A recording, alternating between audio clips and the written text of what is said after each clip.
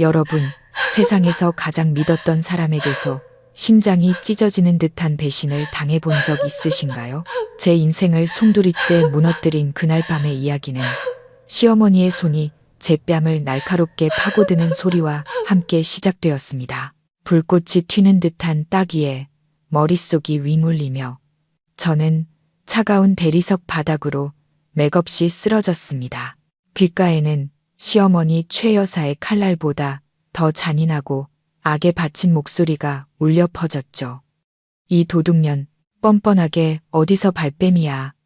내가 8년 동안 우리 집에서 호의호식 시켜줬더니 감히 집안의 가보를 훔쳐 은혜를 이따위로 갚아 살을 내는 고통보다 더 아픈 것은 심장을 휘젓는 듯한 참을 수 없는 모멸감이었습니다. 눈물로 흐려진 시야를 들어 올리자 저를 둘러싼 3명의 사람이 보였습니다. 마치 사형수를 심판하는 냉혹한 재판관들처럼요.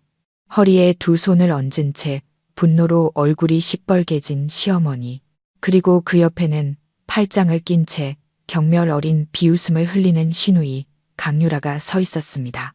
그리고 마지막 한 사람, 제 심장을 산산조각 낸 그 사람.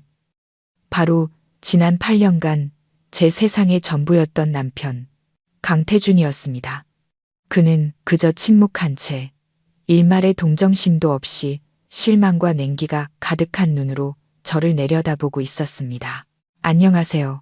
여러분의 지친 마음에 따뜻한 위로가 되어줄 마음 쉼터입니다.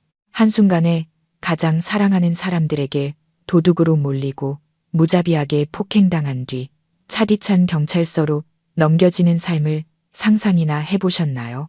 제 삶은 비록 화려하진 않아도 평온한 수채화 같다고 믿었습니다. 하지만 운명의 그날 밤, 경찰이 들이닥치고 그들의 손에 이끌려 나가려던 순간 누구도 예상치 못한 충격적인 비밀이 밝혀지면서 시댁 식구들의 얼굴은 새하얗게 질려버렸고 제 인생은 전혀 다른 방향으로 거친 물살을 타기 시작했습니다. 제가 안 그랬어요.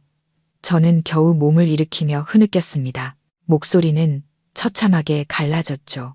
그 목걸이는 저희 어머니 유품이에요. 제 결혼 예물이라고요. 제가 왜 그걸 훔쳐요? 하지만 제 해명은 불난 집에 기름을 붓는 격이었습니다. 시누이 유라가 빽 소리쳤습니다.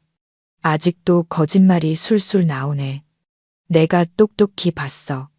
형님이 그 목걸이 몰래 핸드백에 넣는 거 가난한 친정집에 가져다 주려고 그랬지. 뻔하지 뭐. 요즘 태준 씨 회사 사정 어렵다니까. 더 이상 호강 못할까봐 미리 챙겨두려던 거잖아. 정말 징그러운 시궁창 쥐새끼 같으니라고. 딸의 말에 더욱 기세등등해진 시어머니는 제 얼굴에 대고 손가락질했습니다. 내 꼴을 좀 봐. 이 집에 너처럼 궁상맞은 사람이 누가 있어. 옷은 맨날 헌 옷에. 얼굴은 피죽도 못 얻어먹은 몰골을 하고선. 내가 처음부터 알아봤어. 내가 분수에 못 맞는 년이란 걸. 우리 유라 곧 시집 가잖아. 사돈댁이 부자니까 배 아파서 질투나서 그 목걸이 훔쳐다 팔아먹으려고 한 거지. 똑똑히 들어도 그 매화 모양 비취 목걸이는 우리 집안의 보물이야. 네가 평생을 벌어도 그 한 조각도 못 사. 그들의 한마디 한마디는 비수가 되어 제 심장에 박혔습니다. 저는 마지막 희망을 걸고 남편 태준을 바라봤습니다. 제발, 제발 한마디만이라도 제 편을 들어달라고 애원하는 눈빛으로요. 하지만 그는 제가 잘 나가던 건축가의 길을 포기하고 그의 성공을 위해 기꺼이 그림자가 되어주었던 그는 제가 온 마음을 다해 보살피고 헌신했던 이 가정의 가장인 그는 천천히 다가와 제 앞에 쭈그려 앉았습니다. 저를 일으켜 주기는커녕 세상에서 가장 따뜻하다고 믿었던 목소리로 얼음장보다 차가운 말을 내뱉었습니다. 서연아, 그냥 인정해. 일 더 복잡하게 만들지 말고 어머니께 목걸이 돌려드리고 잘못했다고 빌어. 다들 너무 화가 나서 그러시는 거야. 8년, 제 빛나던 청춘, 원망 한마디 없이 바쳤던 8년의 사랑과 희생의 대가가 고작 이런 치욕과 잔인한 한마디란 말인가요? 그는 저를 믿지 않았습니다. 저를 벌레 보듯 무시하는 그의 어머니와 여동생을 믿었습니다. 눈물이 부쉈습니다. 대신 텅 빈 공허함이 제 영혼을 잠식했습니다. 저는 웃었습니다. 우는 것보다 더 비참하게 일그러진 미소였죠. 당신도 내가 도둑이라고 생각해? 태주는 제 시선을 피하며 자리에서 일어났습니다. 그의 목소리에는 짜증이 가득했죠. 말 길게 하기 싫다. 끝까지 인정 안 하겠다면 나도 어쩔 수 없어. 그는 망설임 없이 휴대폰을 꺼내 들었습니다. 어머니, 경찰에 신고할게요. 경찰 불러서 누가 옳고 그른지 명명백백히 밝히죠. 전 도둑질하는 아내랑은 한 집에서 못 삽니다. 경찰 신고라니. 그 두 단어는 제 머리 위로 떨어진 날벼락과도 같았습니다. 그들은 저를 모욕하는 것을 넘어 전과자로 만들어 제 인생을 완전히 파멸시키려 하고 있었습니다. 그래, 당장 신고해. 전현을 감옥에 쳐넣어야 정신을 차리지. 시어머니와 유라가 쌍수 들고 환영했습니다. 태주는 일말의 망설임도 없이 마치 자신이 피해자인 양 세상에서 가장 가련한 목소리로 경찰에 신고했습니다. 이윽고 골목 어귀에서부터 들려오는 경찰차 사이렌 소리가 점점 가까워질수록 제 심장은 미친 듯이 요동쳤습니다. 저는 바닥에 주저앉은 채 속수무책의 절망감에 빠졌습니다. 문이 열리고 관할 지구대 소속 경찰 2명이 들어왔습니다. 그들은 태준의 가족을 보더니 꽤 안면이 있는 듯 반갑게 인사했습니다. 시어머니가 악어의 눈물을 흘리며 지어낸 이야기를 늘어놓자 경찰 중 한 명이 제게 다가와 권위적인 목소리로 말했습니다. 일어나시죠. 경찰서까지 같이 가셔야겠습니다. 이제 모든 게 끝이라고 생각했습니다. 하지만 그들이 제 팔을 잡아 끌려던 바로 그 순간 낮고 힘있는 목소리가 문 밖에서 울려 퍼졌습니다. 잠깐, 여기서 무슨 일입니까? 방 안의 모든 시간이 멈춘 듯 했습니다. 모두의 시선이 한 곳으로 향했습니다. 어깨에 소장 계급장을 단 중년의 경찰 간부가 성큼성큼 안으로 들어서고 있었습니다. 위험 있는 풍채, 각진 얼굴은 냉정해 보였지만 두 눈은 칼날처럼 날카롭게 빛나고 있었습니다. 2명의 경찰관은 그를 보자마자 얼굴이 사색이 되어 부동자세로 경례를 붙였습니다. 소장님께 보고 그는 그들의 말이 끝나기도 전에 손을 저어 맞고는 방 안을 천천히 훑어보았습니다. 그의 시선은 바닥에 비참하게 주저앉아 있는 제게 잠시 머물렀다가 마치 전리품처럼 유라가 손에 쥐고 있는 매화 모양 비취 목걸이로 옮겨갔습니다. 그의 눈이 목걸이에 닿는 순간 그의 온몸이 그대로 굳어버렸습니다. 냉정하던 얼굴이 순식간에 창백하게 변했습니다. 그는 유라에게 빠른 걸음으로 다가가 더 이상 위험이라고는 찾아볼 수 없는 기묘하게 떨리는 목소리로 물었습니다. 자네, 이 목걸이 어디서 났나? 그리고는 그녀의 대답을 기다릴 새도 없이 제게로 고개를 돌렸습니다. 그의 눈빛은 제 얼굴의 모든 것을 꿰뚫어 볼 듯이 마치 무언가 익숙한 흔적을 찾는 것처럼 저를 뚫어지게 음시했습니다. 모두가 어리둥절해하는 가운데 그 위험 있던 소장은 떨리는 손으로 황급히 휴대폰을 꺼냈습니다. 그는 번호를 누르고 전화를 귀에 댔습니다. 그리고는 시댁 식구들도 저도 도저히 이해할 수 없는 극도의 경외심과 흥분이 뒤섞인 목소리로 말했습니다. 회장님, 찾았습니다. 네, 그분입니다. 혜린 아가씨의 신벼가 맞습니다. 제 인생의 이야기는 이제부터 시작입니다. 앞으로 상상도 못할 반전이 기다리고 있습니다. 과연 저를 찾아온 소장은 누구이며 그는 왜 그런 의문의 전화를 걸었던 걸까요? 앞으로의 이야기가 궁금하시다면 그리고 잃어버린 정의와 명예를 되찾는 제 여정에 함께하고 싶으시다면 마음 쉼터 채널의 좋아요와 구독 버튼을 눌러주세요. 여러분의 따뜻한 응원이 저희에게는 가장 큰 힘이 됩니다. 차가운 경찰서의 철문이 등 뒤에서 닫히고 혼란스럽고 비난 가득한 세상과 저를 분리하는 순간, 저는 다리에 힘이 풀리는 것을 느꼈습니다. 아직도 충격에서 벗어나지 못한 그 소장님은 제 예상과 달리 저를 취조실로 데려가지 않았습니다. 대신 그는 저를 다른 복도로 이끌었고 아늑하고 깨끗한 개인 집무실로 안내했습니다. 그는 부드러운 가죽 소파에 저를 앉히고는 직접 따뜻한 물 한 잔을 따라 주었습니다. 조금 전 두 경찰관의 고압적인 태도와는 너무나도 다른 갑작스러운 친절에 저는 더욱 혼란스러워졌습니다. 저는 떨리는 두 손으로 찻잔을 감싸쥔 채 차마 마시지는 못하고 고개를 숙였습니다. 여전히 뺨을 타고 흐르는 눈물이 옷깃을 적시고 있었습니다. 도대체 무슨 일이 일어나고 있는 걸까요? 왜 경찰 고위 간부가 직접 저희 집까지 찾아온 걸까요? 왜 그는 어머니의 목걸이를 보고 그렇게 이상한 반응을 보였을까요? 그리고 그 회장님과의 통화는 또 무슨 의미일까요? 머릿속은 수천 개의 질문으로 뒤엉켰지만 방금 겪은 일에 대한 고통과 수치심이 모든 것을 압도했습니다. 저도 모르게 제 생각은 8년 전 태준을 처음 만났던 그날로 흘러갔습니다. 그때 저는 원대한 꿈과 포부를 가진 건축학과 졸업반 학생이었습니다. 서울 인사동의 어느 낡은 북카페, 그날의 따스한 햇살을 아직도 기억합니다. 졸업 작품 스케치에 몰두하고 있는데 그가 카페로 들어왔습니다. 그는 하얀 셔츠를 입고 있었고 훤칠한 키에 선한 미소를 지을 때마다 보조개가 희미하게 패는 그런 밝은 인상의 사람이었습니다. 그는 실수로 제 스케치 위에 커피를 쏟았고 어쩔 줄 몰라 하며 연신 사과하던 그의 죄책감 가득한 눈빛은 제가 세상에서 가장 아름답다고 믿었던 사랑 이야기의 시작이었습니다. 태주는 끈기 있고 진실하게 제게 다가왔습니다. 그는 번지르르한 말을 하는 사람은 아니었지만 그의 행동은 항상 저를 감동시켰습니다. 단지 따뜻한 우유 한 팩을 건네주기 위해 교문 앞에서 몇 시간이고 저를 기다렸고 제가 늘어놓는 엉뚱하고 기발한 건축 아이디어들을 인내심 있게 들어주었습니다.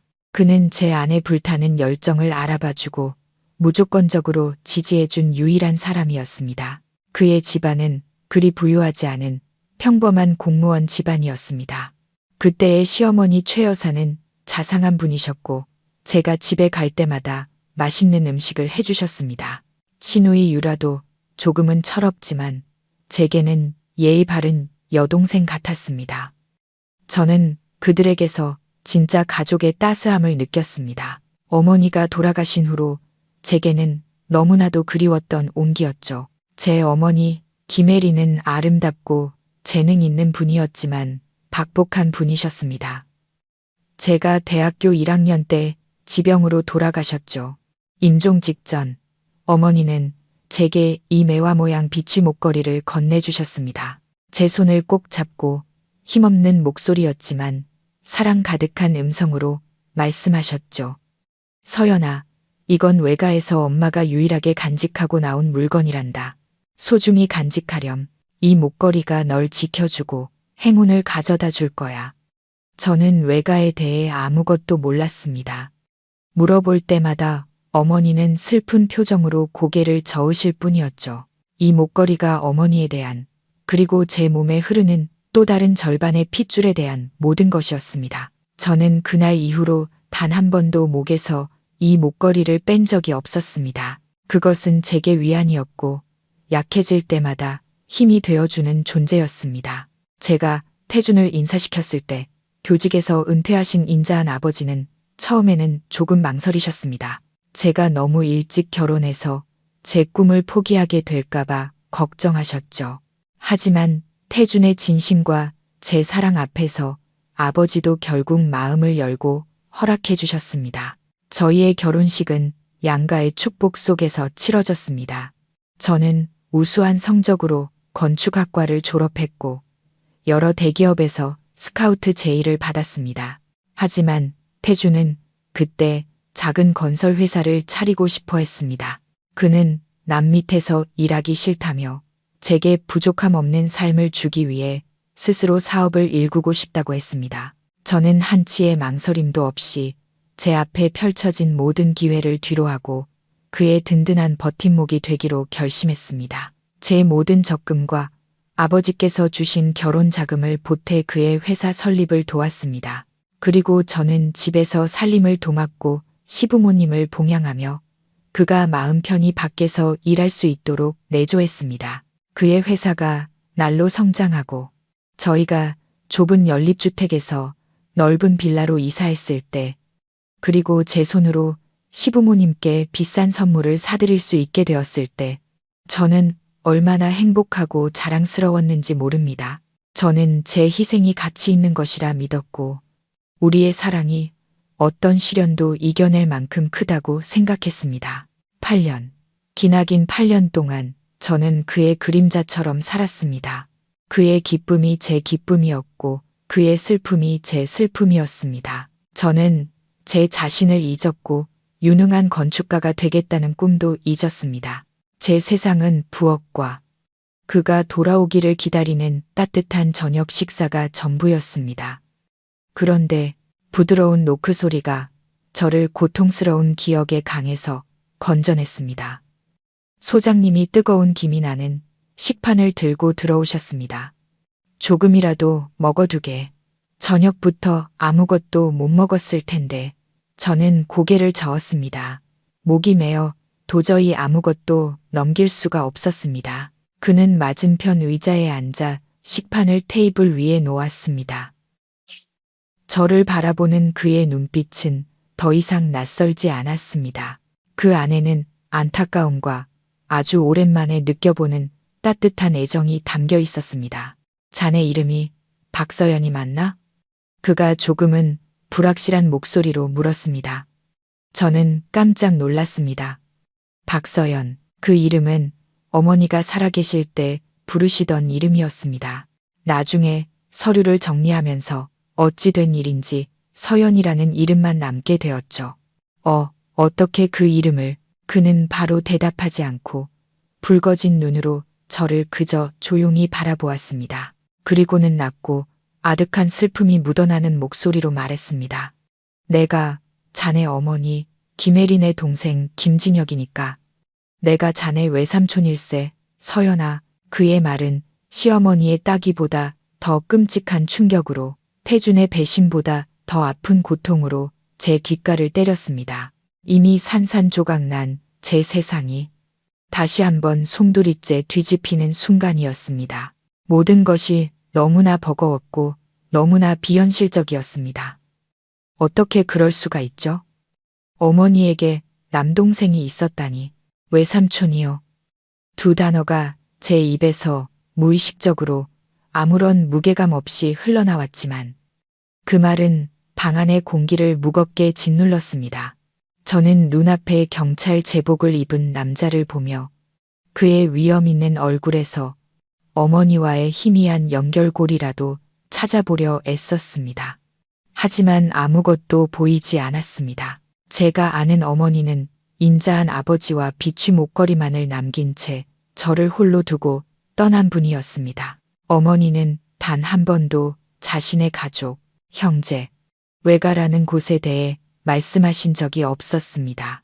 제게 어머니의 세상은 미스터리로 가득한 빈 공간, 앞부분이 모두 뜯겨나간 책과도 같았습니다. 농담하시는 거죠? 저희 아버지는 어머니가 어릴 때 부모님을 엮게 고아라고 하셨어요. 제 외삼촌이라고 말하는 김진혁 소장은 바로 대답하지 않았습니다. 그는 깊은 한숨을 내쉬었습니다. 그 한숨에는 20년이 넘는 세월의 회한과 그리움이 담겨 있었습니다. 그는 지갑에서 시간이 흘러 누렇게 변색된 낡은 사진 한 장을 꺼내 제 쪽으로 밀었습니다. 이걸 보게. 그러면 아마 이해할 수 있을 걸세. 사진 속에는 가을 햇살처럼 환하게 웃고 있는 젊고 아름다운 여인이 있었습니다. 그녀는 하얀 한복을 입고 있었고 검고 긴 머리카락이 어깨까지 흘러내렸습니다. 그녀의 옆에는 군복을 입은 젊은 청년이 서 있었습니다. 아주 젊었지만 얼굴에는 이미 강인함과 성숙함이 엿보였습니다. 비록 사진은 빛이 바랬지만 저는 한눈에 알아볼 수 있었습니다. 그 여인은 바로 제 어머니 김혜린이었고 옆에 청년은 훨씬 앳된 모습이었지만 그 이목구비는 틀림없이 제 앞에 앉아있는 김진혁 소장이었습니다. 어머니와 삼촌이시네요. 제가 떨리는 손으로 사진을 만지며 속삭였습니다. 누나가 떠나기 전에 우리 남매가 함께 찍은 유일한 사진일세. 진혁 삼촌의 목소리가 슬픔에 잠겼습니다. 자네 아버지가 틀린 말을 한 건 아니야. 세상 사람들에게 자네 어머니는 고아나 마찬가지였으니까. 하지만 진실은 누나는 사랑을 위해 자신의 모든 것을 버리고 떠난 걸세. 가족, 그리고 자신의 신분까지 모두 버리고 말이야. 누나는 김씨 가문을 스스로 떠났네. 김씨 가문, 생소했지만 그 이름에서 느껴지는 힘은 엄청났습니다. 제 심장이 빠르게 뛰기 시작했습니다. 제 인생이 곧 제가 통제할 수 없는 거대한 폭풍 속으로 휘말리게 될 것이라는 막연한 예감이 들었습니다. 그렇게 조용한 경찰서 집무실에서 진혁 삼촌은 제게 긴 이야기를 들려주었습니다. 20년 넘게 묻혀있던 한 가문의 비밀을요. 어머니의 가문, 김씨 가문은 대한민국에서 가장 오래되고 비밀스러운 재벌 가문 중 하나였습니다. 제 외할아버지 김영수 회장님은 부동산, 금융에서부터 보석 사업에 이르기까지 다방면에 걸쳐 거대한 제국을 건설한 진성그룹의 총수셨습니다. 제 어머니 김혜리는 막내딸이자 온 가족의 사랑을 독차지하는 귀한 보석 같은 존재였습니다. 어머니는 아름다울 뿐만 아니라 비상하게 똑똑하고 재능이 뛰어나 외할아버지로부터 그룹의 후계자로 낙점된 상태였습니다. 하지만 비극은 어머니가 지방소도시 출신의 가난한 교사였던 제 아버지를 만나 사랑에 빠지면서 시작되었습니다. 그들의 사랑은 외할아버지의 극심한 반대에 부딪혔습니다. 외할아버지는 진성그룹의 후계자인 딸이 집안 배경이 전혀 맞지 않는 남자와 결혼하는 것을 결코 용납할 수 없으셨던 겁니다. 그때 아버지는 누나에게 최후 통첩을 하셨지. 진혁 삼촌이 먼 곳을 응시하며 말했습니다. 그 남자를 포기하든가 아니면 김씨 가문에서 나가서 영원히 돌아오지 말든가. 강하고 굳은 성격의 어머니는 사랑을 택했습니다. 어머니는 화려한 삶, 후계자의 자리, 모든 것을 포기하고 오직 쉼표인 목걸이와 약간의 비자금만을 챙겨 아버지와 함께 새로운 삶을 시작했습니다. 그들은 다른 도시로 이사했고 가족과의 모든 연락을 끊었습니다. 그날 이후로 김씨 가문에서 김혜린이라는 이름은 금기어가 되었습니다. 저는 그 이야기를 들으며 귀가 먹먹해졌습니다. 마치 제가 늘 읽던 소설 속 이야기 같았습니다.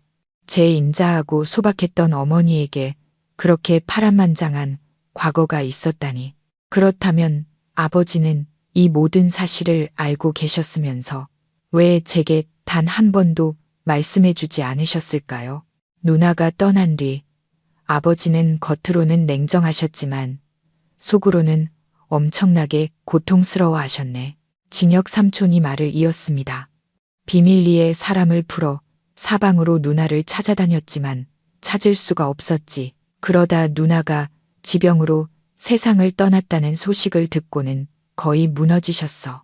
아버지는 자신의 고집이 딸을 죽게 만들었다고 늘 자책하셨지. 아버지를 버티게 한 유일한 희망은 바로 자네의 존재였네. 누나가 아이를 낳았다는 것은 알았지만 도저히 행방을 찾을 수가 없었지. 지난 수년간 잃어버린 외손녀를 찾는 것이 아버지의 가장 큰 수건이셨다네. 그 매화 모양 목걸이, 그건 단순한 장신구가 아닐세. 진성그룹 후계자의 신표이자 세상에 단 하나뿐인 비취의 원석으로 만든 것이지. 각각의 꽃잎에는 가문 사람만이 알아볼 수 있는 비밀 표식이 새겨져 있네. 오늘 오후 자네 시누이 손에 들린 그 목걸이를 보는 순간 내가 자네를 찾았다는 것을 직감했지. 이야기는 끝났지만 저는 극심한 충격에 휩싸여 있었습니다. 버림받은 아내, 누명을 쓴 죄인에서 하루아침에 재벌가의 외손녀, 거대 기업의 잃어버린 후계자가 된 것입니다. 모든 것이 믿기지 않았고 비현실적이었지만 낡은 사진과 제 목에 걸려 있어야 할 목걸이, 그리고 눈앞에 남자가 보내는 따뜻한 눈빛이 이 모든 것이 사실임을 말해주고 있었습니다. 저는 진혁 삼촌을 보며 다시 눈물을 쏟았습니다. 하지만 이번 눈물은 고통 때문이 아니었습니다. 형언할 수 없는 복잡한 감정 때문이었죠. 방금 혈육을 기댈 곳을 찾았지만 동시에 제가 알던 평온한 삶은 영원히 사라졌다는 것을 깨달았습니다. 저는 이제 완전히 새로운 세상과 마주해야 합니다. 권력과 돈, 그리고 어쩌면 시댁에서 겪었던 것보다 훨씬 더 무서운 음모가 도사리고 있을지도 모르는 그런 세상과 말입니다. 미래에 대한 불안감이 채 가시기도 전에 또 다른 고통이 더 아프게 솟아올랐습니다. 제가 왜 이곳에 와 있는지 그 이유가 떠올랐습니다. 남편 태준, 시어머니 최여사, 시누이 유라가 생각났습니다. 그 따귀, 모욕적인 말들, 그리고 그들이 제게 씌운 도둑이라는 누명까지 분노가 다시금 치밀어 올랐습니다. 삼촌. 저는 진혁 삼촌의 옷소매를 붙잡았습니다. 목소리가 증오로 떨렸죠. 제 시댁 식구들이. 진혁 삼촌이 제 어깨에 손을 얹었습니다. 그의 눈빛이 차갑고 단호해졌습니다. 걱정 마라, 서연아. 이미 모든 걸 파악했다. 감히 진성그룹의 외손녀를 건드리고 무사할 사람은 아무도 없어. 그들은 자네에게 저지른 모든 짓에 대해 톡톡히 대가를 치르게 될 거다. 하지만 그 전에 먼저 집으로 가야 한다. 외할아버지께서 자네를 기다리고 계신다. 외할아버지, 단 한 번도 뵌 적 없는 외할아버지를 만나게 되는 것입니다. 긴장과 두려움이 저를 덮쳤습니다. 과연 저를 받아주실까요? 그리 좋지 않은 과거를 가진 외손녀를 말입니다. 그리고 저는 제가 단 한 번도 속해본 적 없는 그 화려한 가족과 세상에 과연 융화될 수 있을까요? 고급스러운 검은색 세단이 저를 태우고 경찰서를 빠져나와 화려한 서울의 밤거리를 미끄러지듯 달렸습니다. 저는 뒷좌석에 진혁 삼촌과 나란히 앉아 있었습니다. 삼촌은 경찰 제복을 벗고 평상복으로 갈아입어 한결 편안해 보였지만 장군의 위엄과 기품은 여전했습니다. 저는 차창에 머리를 기댄 채 유성처럼 스쳐 지나가는 네온사인을 바라보았습니다. 불과 몇 시간 전만 해도 저는 누명을 쓰고 폭행당하며 감옥에 갈 위기에 처한 비참한 여자였습니다. 그런데 지금은 집이라고 불리는 곳, 존재조차 몰랐던 거대한 가문으로 돌아가고 있었습니다. 인생이란 참으로 얄곱고 예측 불가능한 놀라움으로 가득 차 있었습니다. 저도 모르게 손을 들어 아직도 살짝 붓고 화끈거리는 뺨을 만졌습니다. 시어머니의 따귀 태준의 냉정한 눈빛이 다시 떠오르며 가슴 한편이 욱신거렸습니다. 저는 그를 얼마나 사랑했던가, 그 가족을 위해 얼마나 희생했던가. 그런데 제가 받은 것이라고는 무정과 잔인함 뿐이었습니다. 제가 뭘 잘못했을까요? 단지 그들의 생활 방식에 완전히 녹아들지 못해서였을까요? 아니면 그들의 눈에 저는 영원히 그들의 귀한 아들에게는 어울리지 않는 시골뜨기였기 때문일까요? 넋을 잃고 생각에 잠겨 있는데 삼촌의 차분한 목소리가 제 상념을 깨뜨렸습니다. 무슨 생각하니? 저는 깜짝 놀라 삼촌을 돌아보며 억지 미소를 지었습니다. 아무것도 아니에요. 그냥 아직도 모든 게 믿기지 않아서요. 곧 익숙해질 게다. 진혁 삼촌이 위로하듯 제 손을 가볍게 두드렸습니다. 내 몸에는 진성가의 피가 흐르고 있어 내가 감당하지 못할 일은 아무것도 없다. 넌 혜린 누나를 많이 닮았어. 누나처럼 강하고 굳건하지. 어머니 이야기에 마음이 다시 가라앉았습니다. 만약 어머니가 살아계셨다면, 지금 이 순간 제 곁에 계셨다면 얼마나 좋을까요? 아마 어머니는 제게 모든 것을 설명해주고 조언을 해주고 저를 꼭 안아주며 모든 것이 괜찮아질 거라고 말해주셨을 겁니다. 차는 서울의 부촌으로 불리는 평창동의 한적한 고급 주택가로 접어들었습니다. 이곳은 여러 겹의 경비와 출입 통제소를 거쳐야 하는 보안이 아주 삼엄한 곳이었습니다. 2개의 경비 초소를 지나자 차는 마침내 고풍스러운 프랑스 건축 양식의 웅장한 하얀색 대저택 앞에 멈춰 섰습니다. 정교하게 가꿔진 넓은 정원, 분수대와 조각상들 뒤로 저택이 모습을 드러냈습니다. 커다란 창문들에서 흘러나오는 따뜻한 노란 불빛은 마치 동화 속 궁전처럼 저택을 환하게 비추고 있었습니다. 이곳이 바로 진성과 저의 진짜 집이었습니다. 머리가 희끗희끗한 집사 한 분이 검은색 연미복 차림으로 문 앞에서 저희를 기다리고 있었습니다. 저와 삼촌이 차에서 내리는 것을 보자 그는 황급히 고개를 숙여 정중히 인사했습니다. 소장님, 아가씨, 돌아오셨습니까? 회장님께서 서재에서 기다리고 계십니다. 저는 삼촌을 따라 안으로 들어갔습니다. 내부의 화려함은 외부보다 더 압도적이었습니다. 바닥에는 이탈리아산 대리석이 깔려 있었고 천장에는 포르투갈산 크리스털 샹들리에가 빛나고 있었습니다. 벽에는 유명 화가들의 유화 작품이 걸려 있었고 모든 것이 믿을 수 없을 만큼의 부와 품격을 뿜어내고 있었습니다. 우리는 긴 복도를 지나 거대하고 두꺼운 원목 문 앞에 멈춰 섰습니다. 삼촌이 가볍게 3번 노크하자 안에서 낮고 조금은 지친 듯한 목소리가 들려왔습니다. 들어오게. 문이 천천히 열렸습니다. 천장까지 닿는 높은 책장에 오래된 가죽 장정의 책들이 가득 꽂혀 있는 거대한 서재가 눈앞에 펼쳐졌습니다. 방 중앙에는 마호가니 재질의 커다란 책상이 놓여 있었고 그 뒤에는 등이 굽고 머리가 하얗게 센 노인이 돋보기를 쓴 채 무언가 서류를 읽고 있었습니다. 비록 나이 들어 쇠약해 보였지만 그에게서는 오랫동안 권력의 정점에 있었던 사람 특유의 위엄이 느껴졌습니다. 바로 제 외할아버지 진성그룹의 김영수 회장님이셨습니다. 문 열리는 소리에 그는 고개를 들었고 돋보기 너머로 눈을 가늘게 뜨고 저를 뚫어지게 바라보았습니다.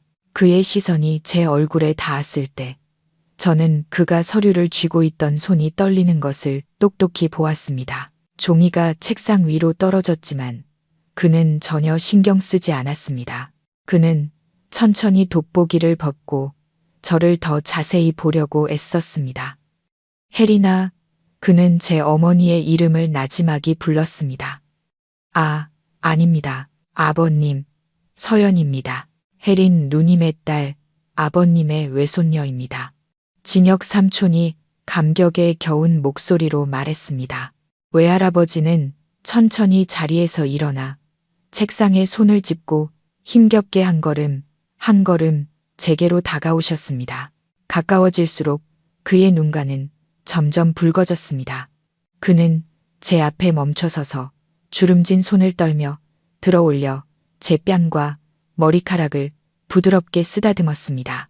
마치 이 모든 것이 현실이라는 것을 믿지 못하는 것처럼요. 닮았어.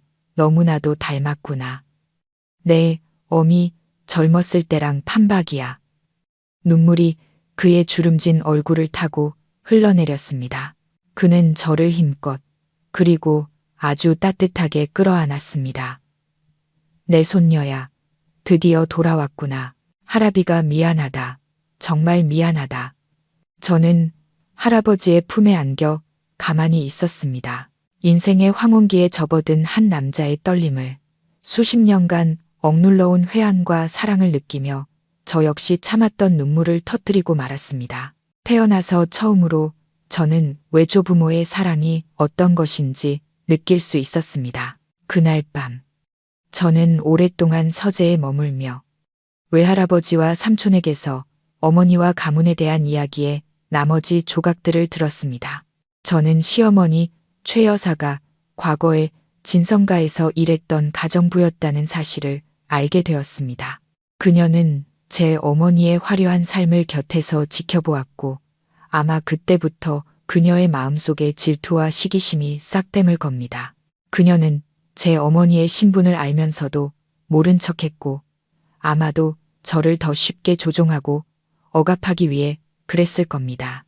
그녀가 제게 훔쳤다고 누명을 씌운 그 목걸이, 사실 그녀는 그 가치를, 그것이 진성가의 신표라는 것을 똑똑히 알고 있었습니다. 그녀는 단지 물질적 가치 때문에 그것을 빼앗으려 한 것이 아니라 저와 제 가문을 잇는 마지막 연결고리마저 끊어버리고 싶었던 것입니다. 참으로 악랄하고 치밀하게 계산된 음모였습니다.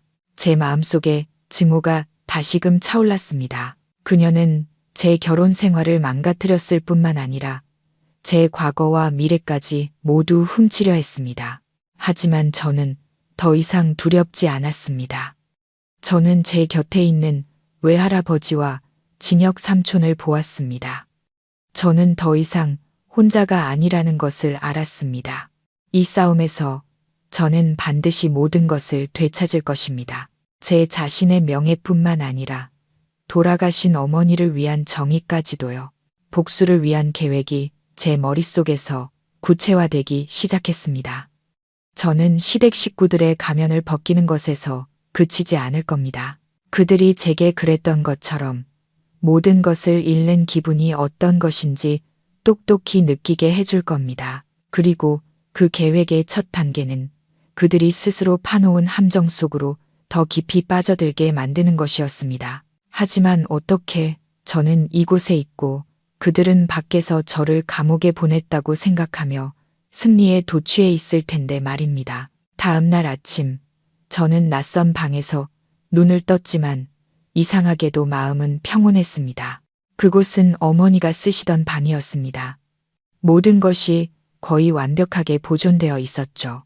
아침 햇살이 커다란 창문을 통해 스며들어와 정교한 체리목 가구들을 비추고 있었습니다. 저는 발코니로 나가 아래로 펼쳐진 푸른 정원의 신선한 공기를 깊이 들이마셨습니다. 이렇게 평화로운 아침을 맞이한 것이 얼마만인지 더 이상 새벽같이 일어나 아침 식사를 준비할 필요도 잔소리를 들을 필요도 없었습니다.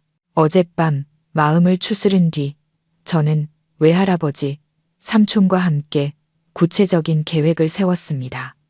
저는 시끄러운 복수를 원치 않았습니다. 상대방이 스스로 파멸의 길로 걸어 들어가고 스스로 위선적인 가면을 벗게 만드는 그런 한판의 바둑 같은 복수를 원했습니다. 계획은 세워졌고 이제 제가 할 일은 인내심을 갖고 제 역할을 완벽하게 해내는 것뿐이었습니다. 삼촌의 계획대로 관할지구대 경찰 2명이 태준의 집을 찾아가 충격적인 소식을 전했습니다. 그들은 제가 경찰서에 도착한 후 갑자기 경련을 일으키며 쓰러졌고 병원으로 이송되어 응급처치를 받았다고 말했습니다. 의사의 진단은 극심한 신경쇠약으로 인한 일시적 기억상실이었습니다. 저는 도둑질 사건도 가족 간의 갈등도 아무것도 기억하지 못한다는 것이었습니다. 의사는 너무 큰 정신적 충격 때문에 뇌가 스스로 고통스러운 기억을 지워버린 것이라고 설명했습니다. 현재 저는 먼 친척인 진혁 삼촌의 신원 보증하에 조용한 곳에서 요양 중이라고도 덧붙였습니다. 이 소식을 들은 태준의 가족은 경악을 금치 못했습니다. 저를 감옥에 보내려던 그들의 계획은 완전히 실패했지만 그 경악은 이내 주체할 수 없는 기쁨으로 바뀌었습니다. 기억 상실이라니 그것은 제가 감옥에 가는 것보다 훨씬 더 좋은 일이었습니다. 기억을 잃고 어수룩해진 아내는 그들이 조종하고 통제하기에 얼마나 더 쉬운 상대겠습니까? 그들은 이것이 하늘이 준 기회라고 생각했을 겁니다. 목걸이를 합법적으로 차지하고 아무런 저항 없이 저에게 이혼 서류에 도장을 찍게 할 절호의 기회라고요. 저는 최 여사의 의기양양한 표정, 유라의 음흉한 미소, 그리고 이 소식을 들었을 태준의 눈에 서렸을 계산적인 빛을 상상할 수 있었습니다. 그들은 이 황금 같은 기회를 절대 놓치지 않을 것입니다. 그리고 예상대로 이틀 뒤 태준이 저의 요양처로 찾아왔습니다. 그곳은 진성가가 소유한 교회의 한 고급스러운 휴양 빌라였습니다. 삼촌은 모든 것을 완벽하게 준비해 두었습니다. 저를 돌보는 간호사와 의사들은 모두 믿을 수 있는 사람들이었죠. 태주는 커다란 장미 꽃다발과 비싼 과일 바구니를 들고 나타났습니다. 그는 방으로 들어서며 고통과 안타까움으로 가득 찬 표정을 지었습니다. 그는 침대 옆으로 달려와 무릎을 꿇고 제 손을 꼭 잡았습니다. 서연아, 나 알아보겠어. 나야, 내 남편 태준이야. 저는 환자복을 입고 긴 머리로 얼굴의 반을 가린 채 침대에 앉아 있었습니다. 저는 그를 올려다보며 크고 텅 빈 눈으로 멍하니 바라보았습니다. 완전히 낯선 사람을 보는 눈빛이었죠. 누구세요? 여긴 어디예요? 제 연기는 저 자신도 놀랄 만큼 완벽했습니다. 태주는 저를 보더니 눈 뒤에 스치는 기쁨을 재빨리 고통스러운 표정으로 감추었습니다. 그는 완벽하게 꾸며낸 이야기를 시작했습니다. 그는 우리가 아주 행복한 부부였으며 제가 사고를 당해 머리를 심하게 다쳐 기억을 잃었다고 말했습니다. 그는 다툼이나 절도 누명에 대해서는 한마디도 꺼내지 않았습니다. 그는 흠 하나 없는 과거, 장밋빛 그림을 그려냈습니다. 걱정 마. 내가 있잖아. 내가 당신을 돌봐줄게. 기억을 되찾을 수 있도록 도와줄게. 우린 예전처럼 다시 행복해질 거야. 그는 다정한 목소리, 사랑이 가득 담긴 눈빛으로 말했습니다. 예전에 저였다면 감동해서 눈물을 흘렸을지도 모릅니다. 하지만 지금의 저는 그의 역겨운 위선에 속이 메스꺼울 뿐이었습니다. 저는 계속해서 연약하고 혼란스러운 환자 역할을 했습니다. 저는 그의 보살핌 앞에서 두려워하고 움츠러드는 모습을 보였습니다. 그가 제 몸에 손을 댈 때마다 저는 살짝 몸을 떨며 뒤로 물러났습니다. 저의 이런 거리감은 그에게 제가 정말로 기억을 잃었다는 확신을 심어주었습니다. 그 후 며칠 동안 그는 꾸준히 저를 찾아왔고 올 때마다 선물과 신선한 꽃을 가져왔습니다. 그는 인내심을 갖고 침대 옆에 앉아 우리의 행복했던 추억들을 들려주었습니다. 웨딩 사진, 여행 가서 함께 찍은 사진들을 보여주며 제 머릿속에 완벽한 남편, 행복한 결혼 생활의 이미지를 다시 심으려고 애썼습니다. 하지만 그는 몰랐을 겁니다. 그의 모든 거짓말, 모든 위선적인 행동이 방 안에 숨겨진 초소형 카메라에 하나도 빠짐없이 기록되고 있다는 것을요. 태준이 자신의 연극에 심취해 있는 동안 최 여사와 유라도 가만히 있지 않았습니다. 그들은 목걸이를 차지하고 싶어 안달이 나 있었죠. 어느 날 오후 그들은 태준과 함께 저를 찾아왔습니다. 최 여사는 방에 들어서자마자 침대로 달려와 제 손을 잡고 눈물을 뚝뚝 흘렸습니다. 아가야. 내 팔자가 어쩌다 이렇게 기구해졌니? 이 소식을 듣고 내 속이 다 타들어가는 것 같았단다. 나 알아보겠니? 내 시어머니야. 저는 여전히 멍하고 두려운 표정을 유지했습니다. 유라도 다가와 꿀 바른 목소리로 말했습니다. 형님, 저 유라예요.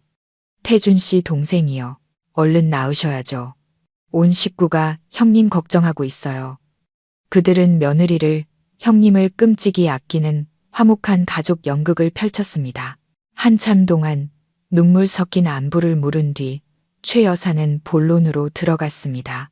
그녀는 제 목을 쳐다보았습니다.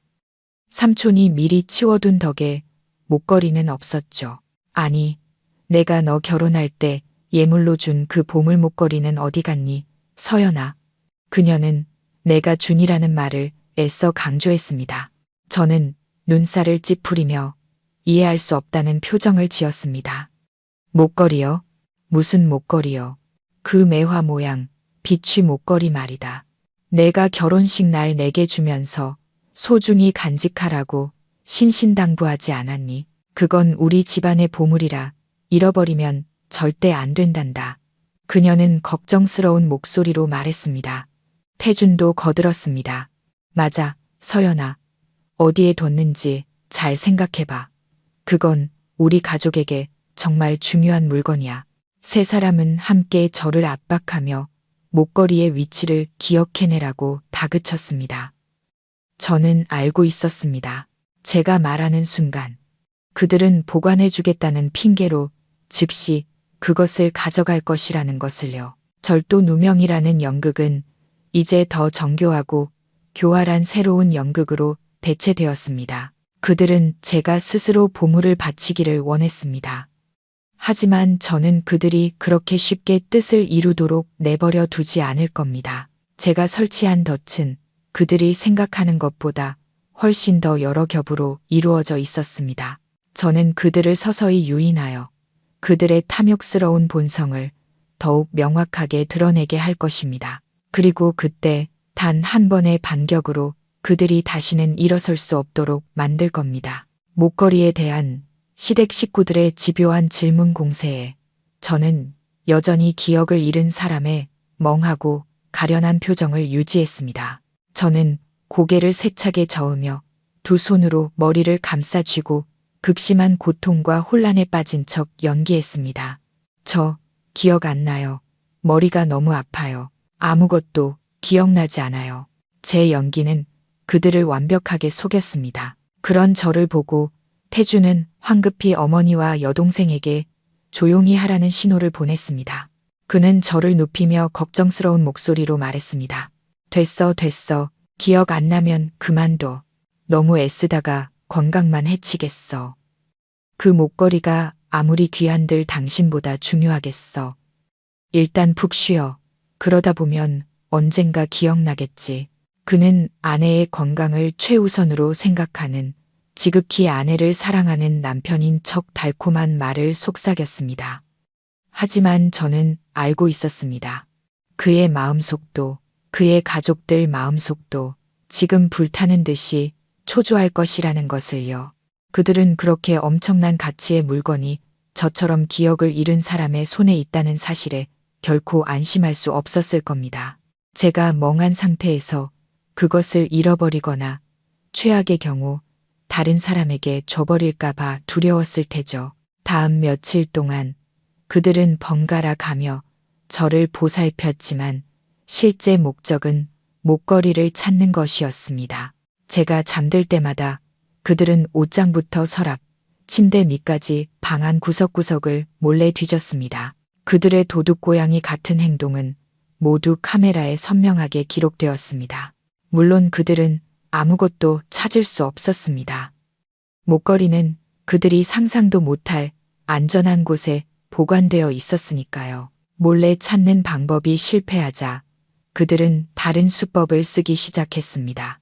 바로 감성을 이용한 유인책이었죠. 태주는 저와 함께 있는 시간을 늘렸습니다.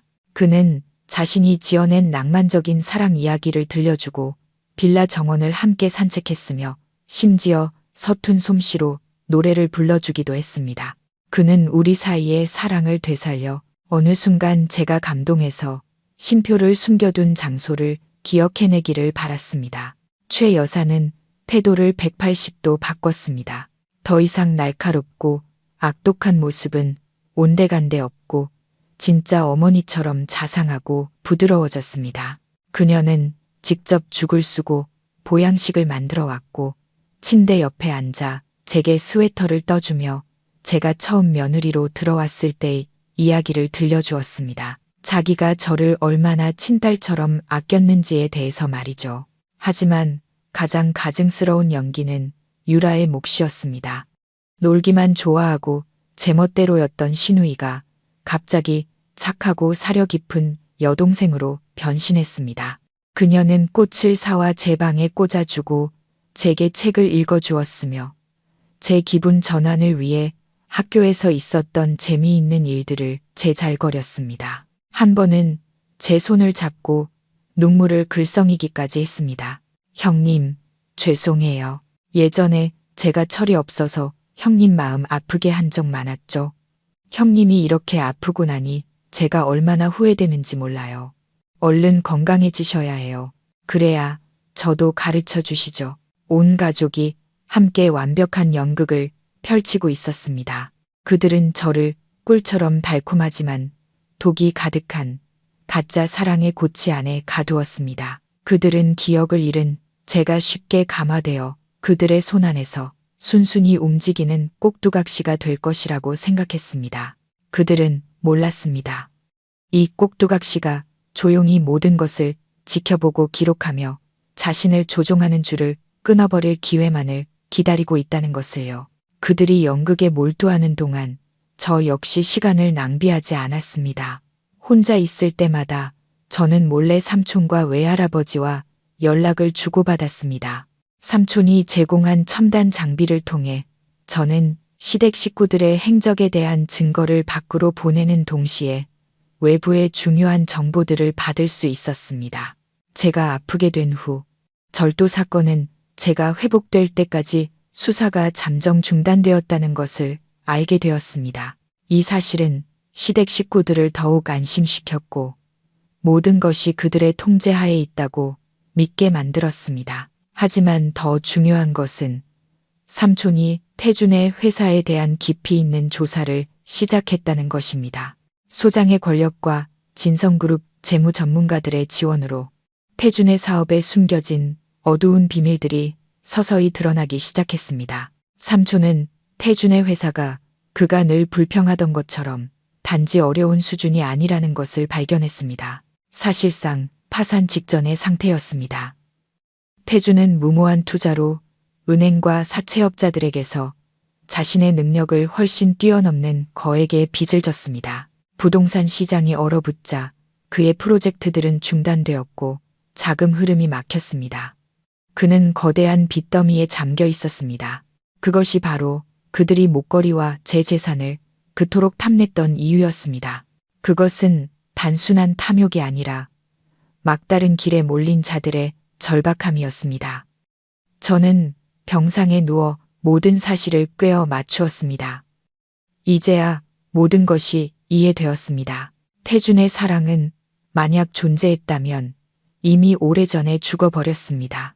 그가 제게서 원했던 것은 감정이 아니라 자신과 자신의 가족을 구원해줄 구명보트이자 그들이 마음껏 파낼 수 있는 금광이었습니다. 지난 8년간 그는 좋은 남편, 성공한 사업가인 척 연기했지만 실제로는 제 희생으로 쌓아올린 화려한 겉모습 뒤에 자신의 실패를 감추려 했던 무능하고 탐욕스러운 사람일 뿐이었습니다. 배신감은 이제 단순한 실망을 넘어 비열하게 계산된 사기극에 대한 혐오감으로 변했습니다. 저는 인간의 탈을 쓴 악마를 사랑했고 이제는 제 손으로 그 가면을 벗겨내야만 했습니다. 이제 연극을 새로운 클라이맥스로 이끌 때가 왔다는 것을 알았습니다. 저는 언제까지나 기억 상실인 척할 수만은 없었습니다. 그들에게 약간의 희망, 즉 큰 물고기가 낚싯바늘을 물게 할 맛있는 미끼를 던져줘야 했습니다.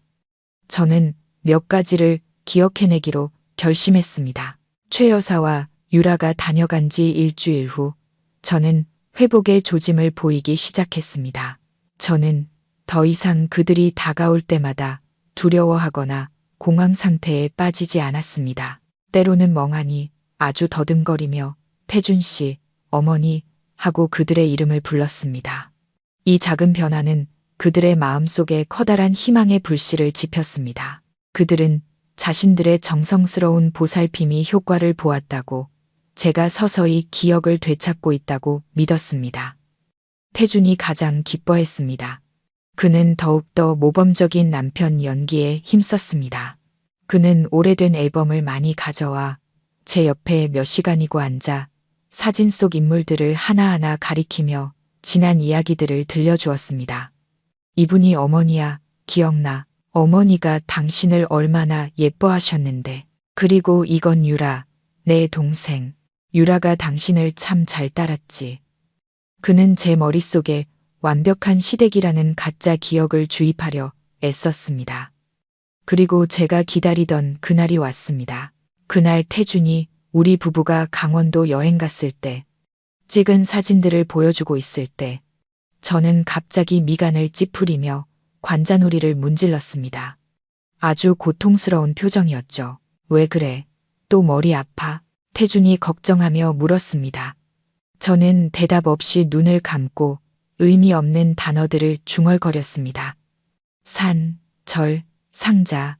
태준은 몸이 굳었습니다. 그는 제 귓가에 바싹 다가와 다급한 목소리로 물었습니다. 뭐라고? 무슨 산? 어떤 절? 상자라니? 저는 천천히 눈을 떴습니다. 몽롱하고 흐릿한 눈으로 그를 바라보았죠. 모르겠어요. 그냥 산 위에 있는 절이랑 빨간 나무 상자가 보여요. 저는 다시 머리를 감싸쥐고 신음했습니다. 아파요. 더 이상 생각이 안 나요. 제 연극은 대성공이었습니다. 비록 제가 던진 정보는 단편적이고 앞뒤가 맞지 않았지만 애타게 무언가를 찾고 있던 태준에게는 그것만으로도 엄청난 단서였습니다.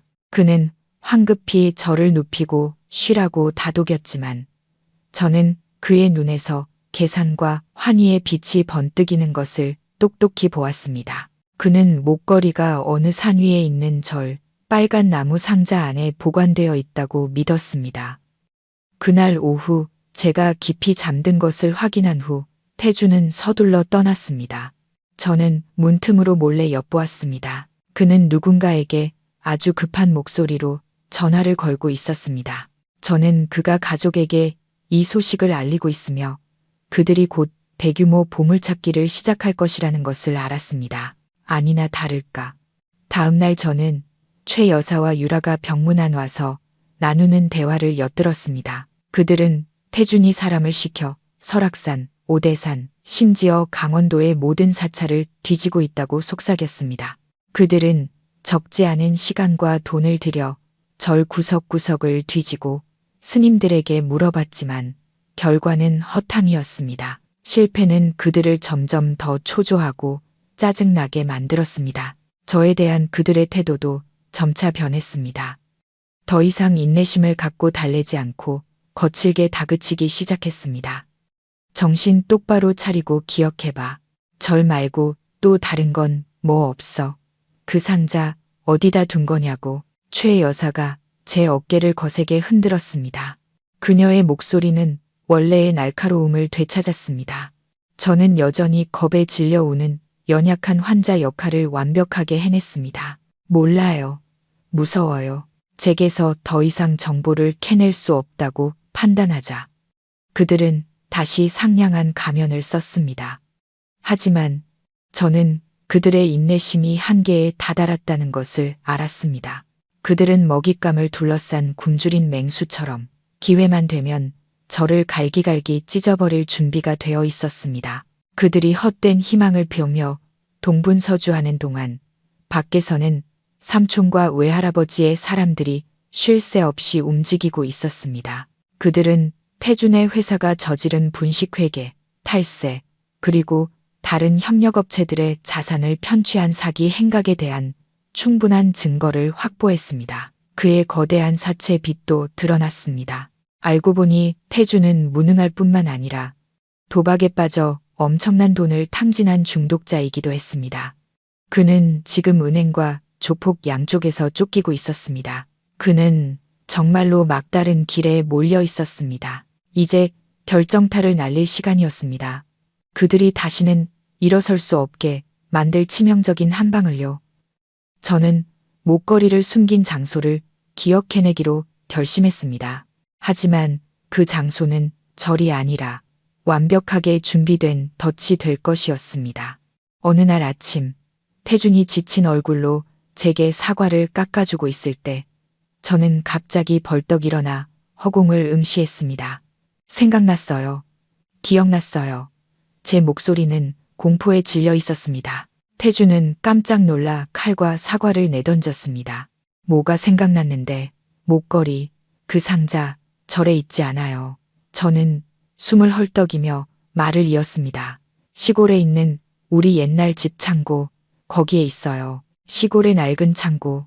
그곳은 인적이 드물고 외진 곳, 계획을 실행하기에 완벽한 장소였습니다. 태준의 눈이 환하게 빛났습니다. 그는 제 양어깨를 잡고 거세게 흔들었습니다. 정말이야. 확실해. 네, 확실해요. 밑집 더미 아래에 있는 낡은 항아리 안에 숨겼어요. 저는 아주 사실적으로 들리는 귀중품을 숨기려는 사람의 심리에 딱 맞는 이야기를 지어냈습니다. 태주는 조금도 의심하지 않았습니다. 그는 기뻐서 어쩔 줄 몰랐죠.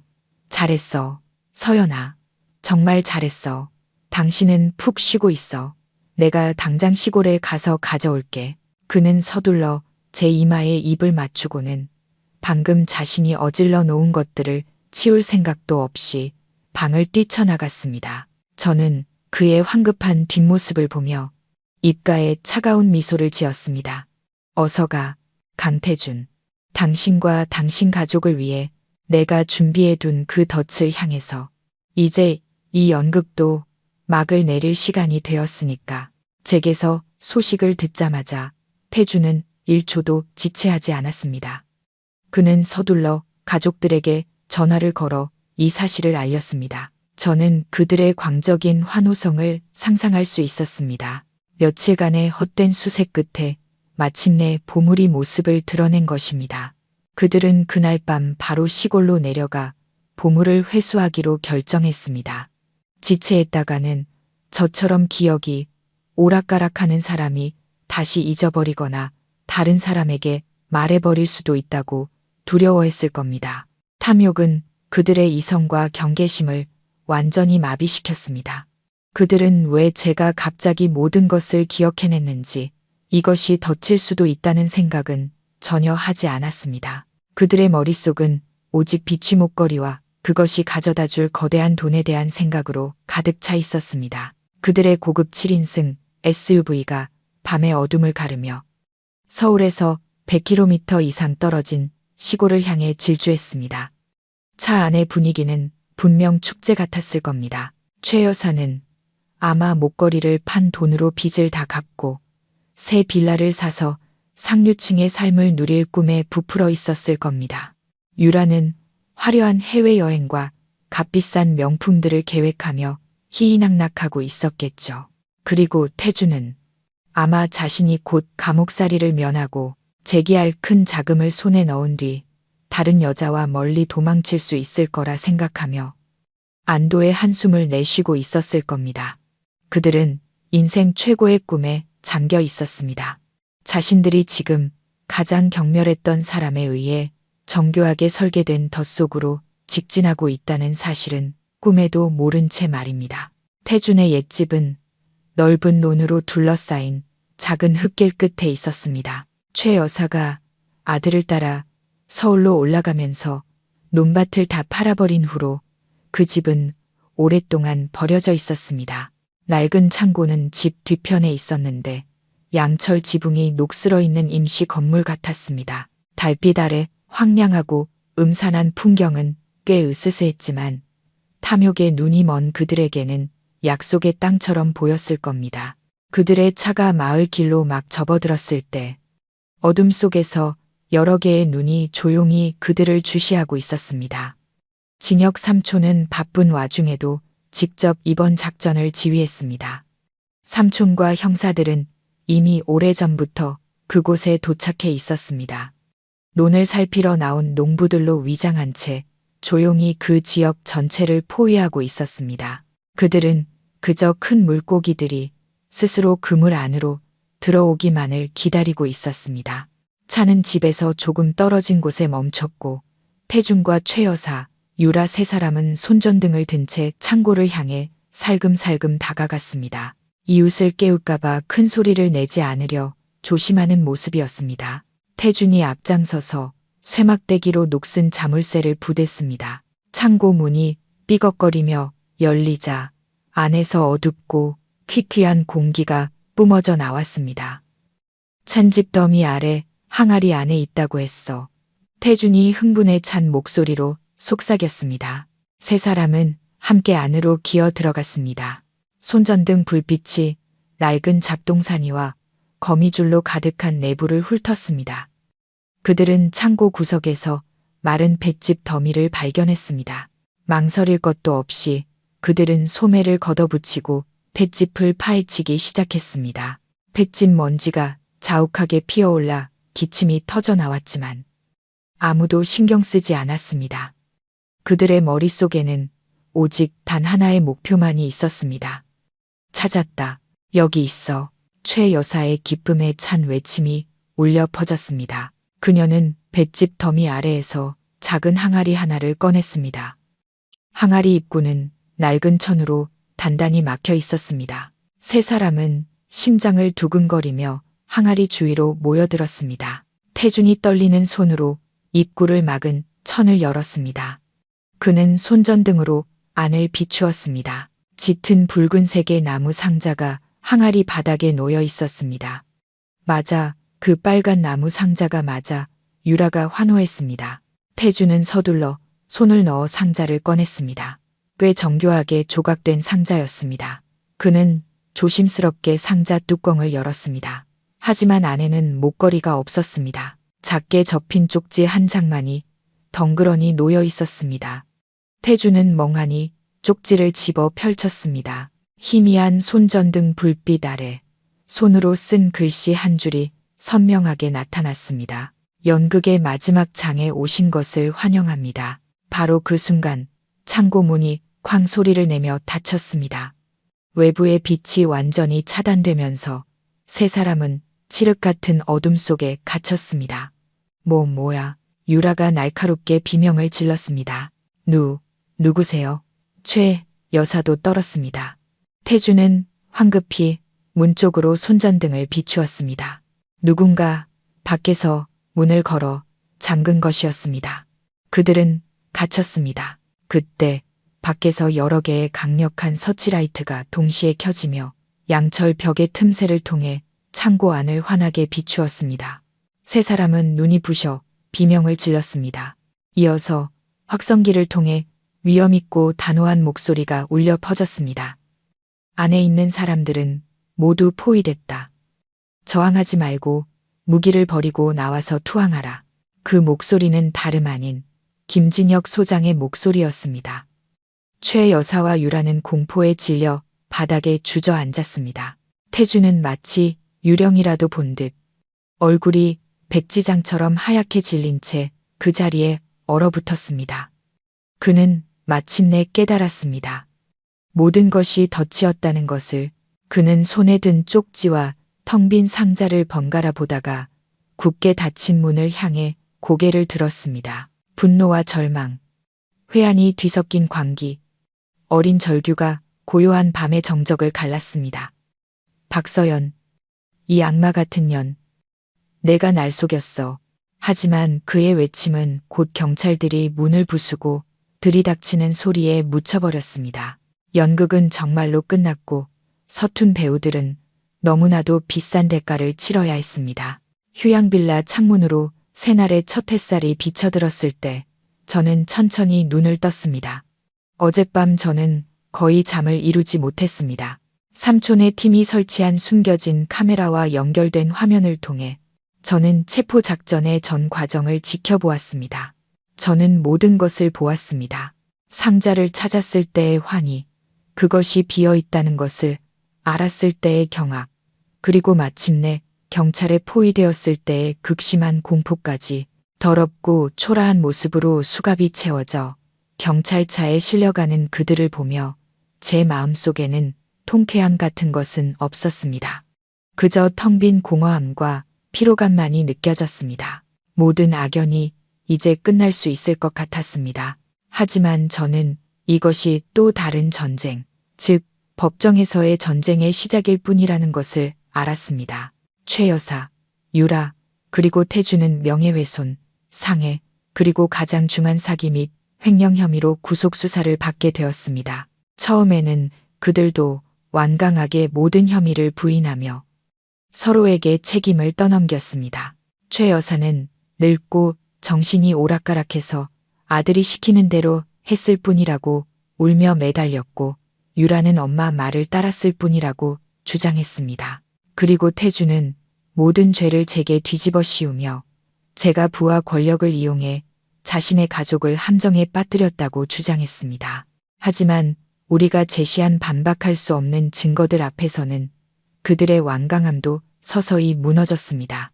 그들이 제 방을 뒤지는 모습이 담긴 영상, 음모를 꾸미는 대화, 녹음 파일, 그리고 증인들의 증언까지, 특히 태준의 분식회계, 탈세, 그리고 사채 빚에 대한 증거가 공개되자 그는 완전히 무너져 내렸습니다. 그는 더 이상 빠져나갈 길이 없다는 것을 깨달았습니다. 그동안 저는 가문의 보호와 보살핌 속에서 완전히 건강을 회복했습니다. 저는 더 이상 기억상실 환자 연기를 하지 않았습니다. 저는 진성가로 돌아가 새로운 삶을 시작했습니다. 하지만 제 마음속에는 여전히 풀리지 않은 하나의 큰 의문이 남아 있었습니다. 바로 아버지에 대한 것이었죠. 왜 아버지는 어머니의 신분에 대해 제게 숨기셨을까요? 왜 수십 년 동안 제 혈통의 절반에 대한 정보를 숨긴 채 저를 살게 하셨을까요? 저는 아버지를 찾아가 모든 것을 물어봐야겠다고 결심했습니다. 외할아버지의 도움으로 저는 아버지의 주소를 금방 찾을 수 있었습니다. 어머니가 돌아가신 후 아버지는 옛집을 팔고 조용한 바닷가 도시의 작은 아파트에서 혼자 살고 계셨습니다. 재혼도 하지 않으시고 책과 바다를 벗삼아 은퇴한 교사의 조용하고 소박한 삶을 살고 계셨습니다.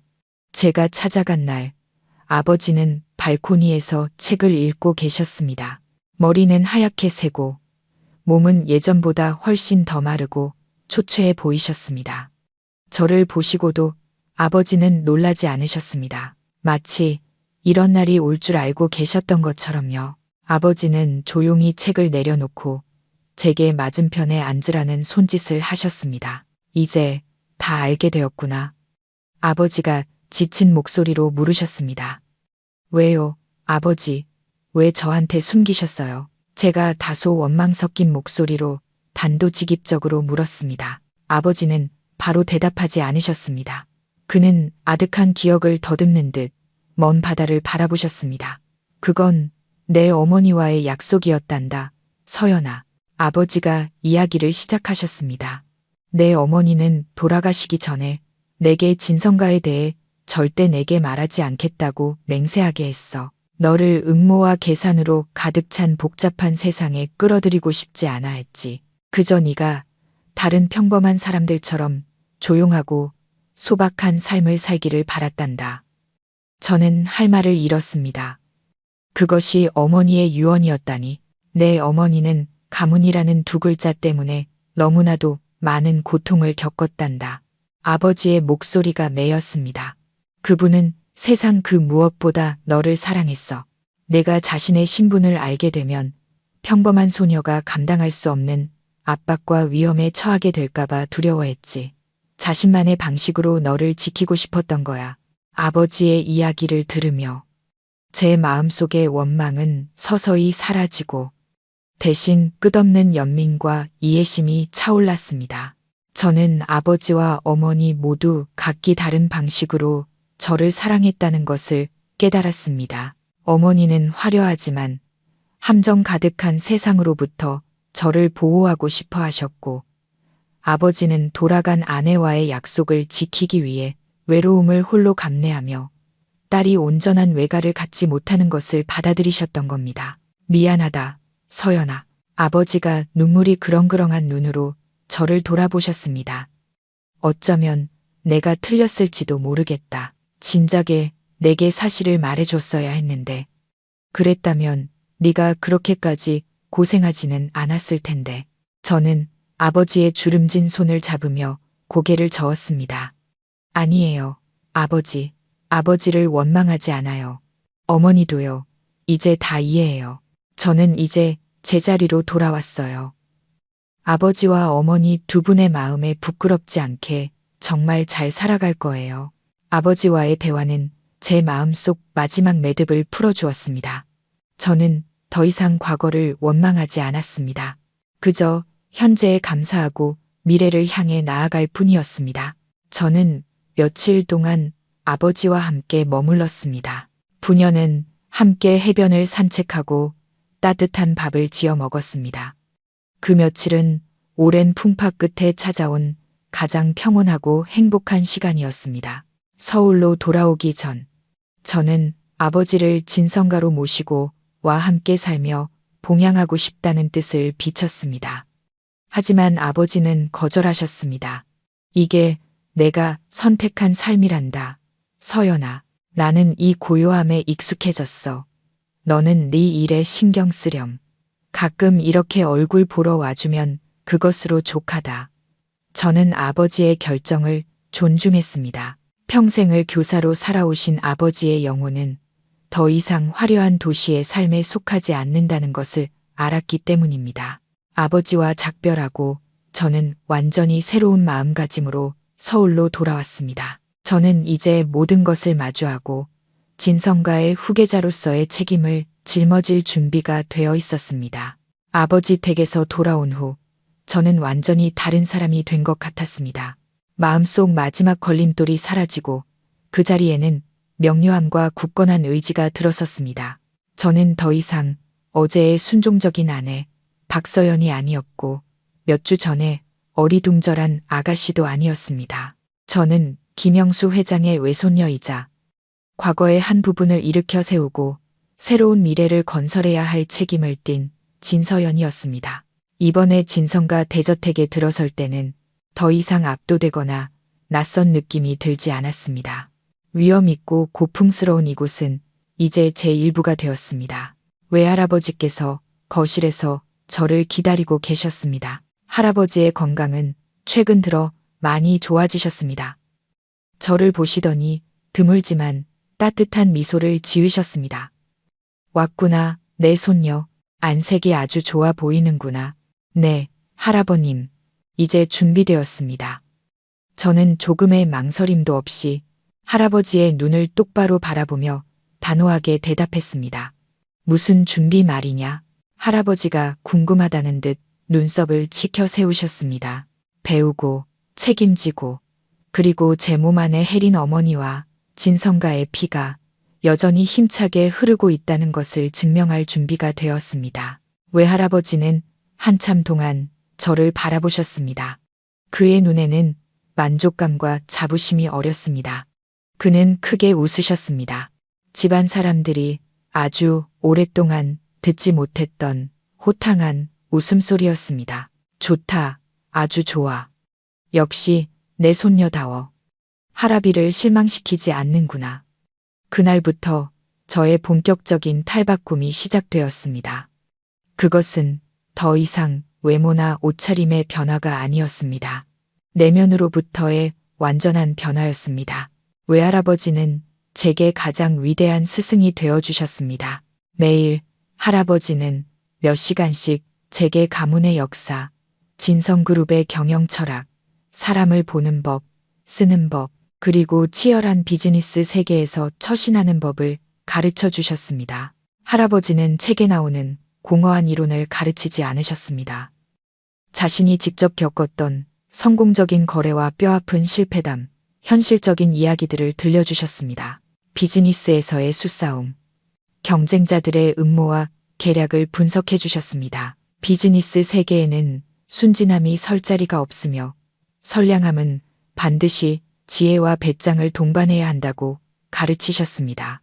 진혁 삼촌은 법률 분야와 사회적 관계에 대한 제 안내자가 되어주셨습니다. 삼촌은 제게 법률 문서를 이해하는 법, 파트너와 협상하는 법, 중요한 인맥을 구축하고 유지하는 법을 가르쳐 주셨습니다. 사교 모임에 저를 데려가 정재계에 영향력 있는 인물들에게 저를 소개해 주셨습니다.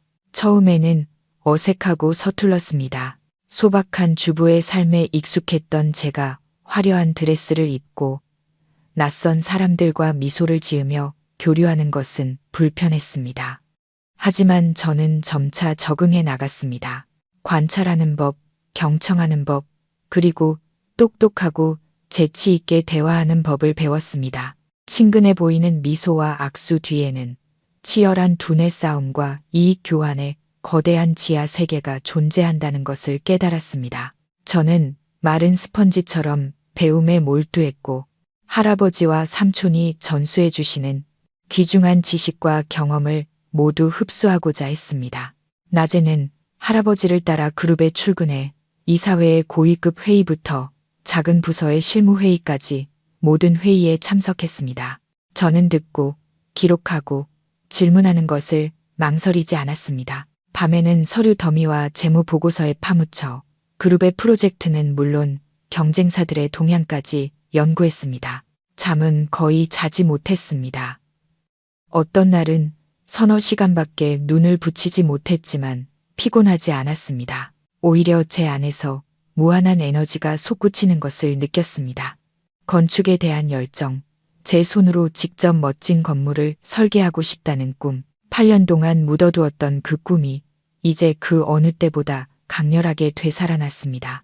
진성가의 지위와 자원을 이용하면 저는 단지 작은 집을 설계하는 것을 넘어 도시 전체에 영향을 미칠 수 있는 거대한 건축물을 창조할 수 있다는 것을 깨달았습니다. 저의 변화는 지식과 태도에만 그치지 않았습니다. 저는 무술을 배우기 시작했습니다. 삼촌이 유명한 무술가를 초빙해 제게 태권도를 가르치게 했습니다. 삼촌은 함정 가득한 비즈니스 세계의 여성은 냉철한 머리뿐만 아니라 스스로를 지킬 능력도 갖춰야 한다고 말했습니다. 훈련은 고되고 힘들었습니다. 땀으로 온몸이 젖고 근육이 쑤셨지만 저는 포기하지 않았습니다. 넘어질 때마다 저는 더 강하게 스스로 일어섰습니다. 몇 달이 흐른 뒤 저는 더 이상 예전의 연약한 아가씨가 아니었습니다. 저는 육체적으로나 정신적으로나 훨씬 더 강인하고 결단력 있어졌습니다. 저는 어떤 도전이든 맞설 준비가 되었습니다. 저의 탈박 꿈은 완성되었습니다. 잿더미 속에서 불사조가 다시 태어날 준비를 마친 것입니다. 단지 과거의 정의를 되찾기 위해서만이 아니라 더 눈부신 미래를 향해 힘차게 날아오르기 위해서 말입니다. 그리고 저의 첫 번째 전투는 태준과 그의 가족의 손에서 제게 속한 모든 것을 되찾는 전투가 될 것이었습니다. 제가 탈바꿈하고 필요한 무기를 갖추기 위해 노력하는 동안 밖에서는 법의 톱니바퀴가 느리지만 확실하게 태준의 가족 주위를 옥죄어 오고 있었습니다. 반박할 수 없는 증거들로 수사기관은 신속하게 사건을 기소했습니다. 하지만 수사 과정은 간단하지 않았습니다. 태준은 무너졌으면서도 여전히 교활한 늙은 여우 같았습니다. 그는 유능한 변호인단을 고용해 어떻게든 재판을 지연시키고 상황을 뒤집으려 했습니다. 그는 녹음 파일이 불법적으로 수집되었으며 재무 관련 증거들은 제가 자신을 함정에 빠뜨리기 위해 조작한 것이라고 주장했습니다. 그는 여전히 부유하고 권력 있는 아내에게 억압받는 피해자 연기를 고수했습니다. 삼촌은 태준에게 확실하게 유죄 판결을 내리기 위해서는 더 직접적인 증거가 필요하다고 말했습니다. 그의 회사 내부에서 저지른 사기와 부정행위를 명백하게 보여주는 증거 말입니다. 바로 이때 제가 나설 차례였습니다. 진성그룹의 부회장이라는 새로운 직함으로 저는 태준이 세운 종이 제국의 정면으로 공격을 가할 충분한 권력과 자원을 가지고 있었습니다. 외할아버지는 제 결정을 전적으로 지지해 주셨습니다. 네가 옳다고 생각하는 대로 하거라, 서연아. 진성가가 너의 가장 든든한 버팀목이 되어줄 것이다. 할아버지는 신뢰 가득한 눈빛으로 말씀하셨습니다. 제 계획의 첫 단계는 태준의 가장 큰 약점, 즉 그의 사업 파트너들을 공격하는 것이었습니다. 태준의 건설회사, 대성건설이 오늘날의 위치에 오를 수 있었던 것은 그의 실력 때문이 아니라 대부분 제가 그의 아내로 있었던 8년 동안 진성그룹과의 관계를 통해 얻어낸 계약과 프로젝트 덕분이었습니다. 그는 제 가문의 명성과 신용을 이용해 은행에서 대출을 받고 다른 공급업체 및 투자자들과 계약을 체결했습니다. 저는 그룹의 법무팀과 대외협력팀을 소집해 긴급 회의를 열었습니다. 저는 그들에게 진성그룹 및 자회사가 대성건설과 협력했던 모든 계약과 프로젝트를 전면 재검토하라고 지시했습니다. 아주 작은 것이라도 모든 허점과 비리를 찾아내고 싶었습니다. 진성그룹의 전문가팀은 매우 효율적으로 일했습니다. 불과 일주일 만에 그들은 제게 두꺼운 상세 보고서를 제출했습니다. 결과는 제 상상보다 훨씬 더 끔찍했습니다. 태주는 진성그룹의 명성을 이용했을 뿐만 아니라 대놓고 우리를 속였습니다. 대성건설이 진성그룹을 위해 시공한 많은 프로젝트에서 자재를 빼돌리고 기술 표준을 무시하며 공사 대금을 착복했습니다. 많은 건설 자재 공급 계약은 시세보다 훨씬 높은 가격으로 체결되었는데 조사 결과 그 공급업체들은 모두 태준이 직접 세운 유령 회사들이었습니다. 그는 진성그룹의 돈을 이용해 자기 자신에게 돈을 지불한 것입니다. 보고서를 손에 들고 저는 등골을 타고 흐르는 차가운 분노를 느꼈습니다. 그는 저를 배신했을 뿐만 아니라 자신을 키워준 은인의 생명줄을 갉아먹는 기생충, 은혜를 원수로 갚는 배은망덕한 존재였습니다. 저는 즉시 명령을 내렸습니다. 첫째, 즉시 대성건설과의 모든 현재 계약을 해지한다는 통보를 보낼 것. 둘째, 사기 및 공사 비리에 대한 모든 증거를 수집하여 대성건설을 경제재판에 제소하고 모든 손해배상을 청구할 것. 셋째, 우리가 관계를 맺고 있는 모든 파트너사와 은행에 공문을 보내 대성건설의 사기 행각을 알리고 협력 관계를 재검토할 것을 권고할 것. 제 명령은 신속하고 단호하게 실행되었습니다. 첫 번째 폭풍이 공식적으로 태준의 회사를 덮쳤습니다. 불과 며칠 만에 여러 대형 파트너사들이 일제히 대성건설과의 계약을 취소했습니다. 은행들은 계좌를 동결하고 즉시 대출금 상환을 요구했습니다. 공급업체들은 납품을 중단했습니다.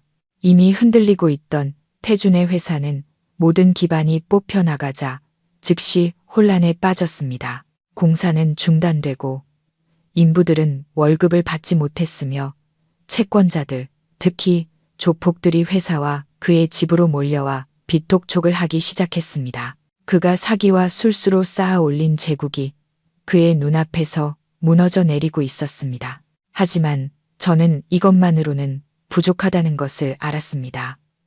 막다른 길에 몰린 짐승은 무슨 미친 짓을 할지 모릅니다. 저는 마지막 한 방이 필요했습니다.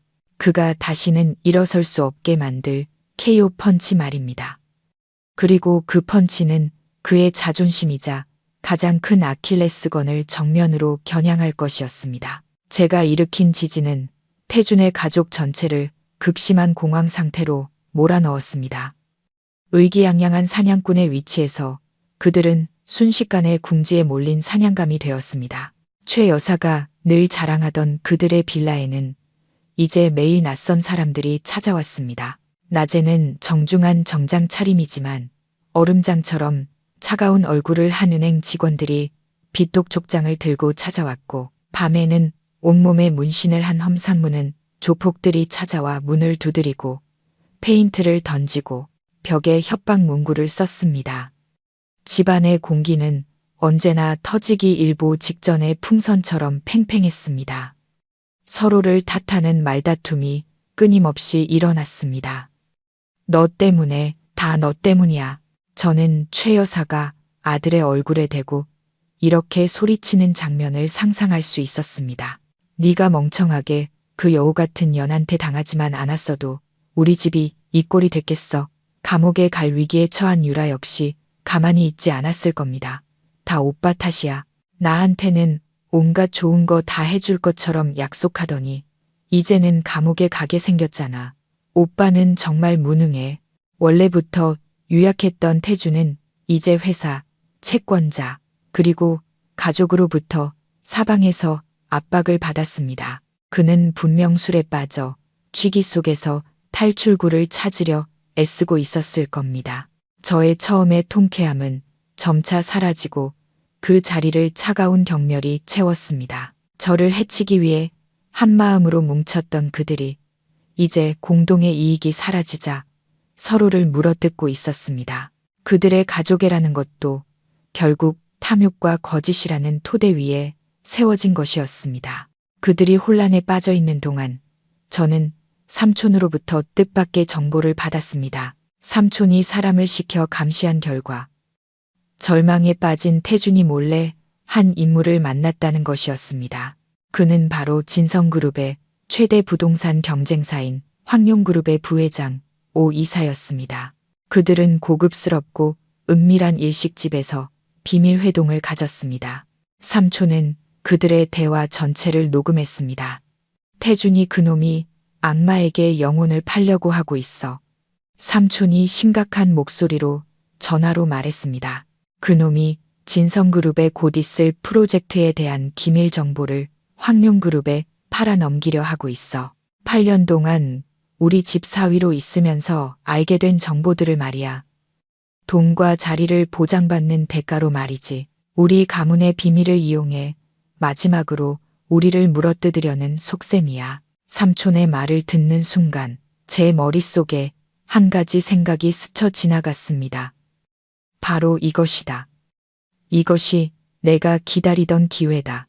태준뿐만 아니라 그룹의 큰 경쟁자까지 한 번에 무너뜨릴 기회. 삼촌, 제게 계획이 있어요. 제가 단호한 목소리로 말했습니다. 저는 제 계획을 삼촌과 외할아버지께 설명드렸습니다.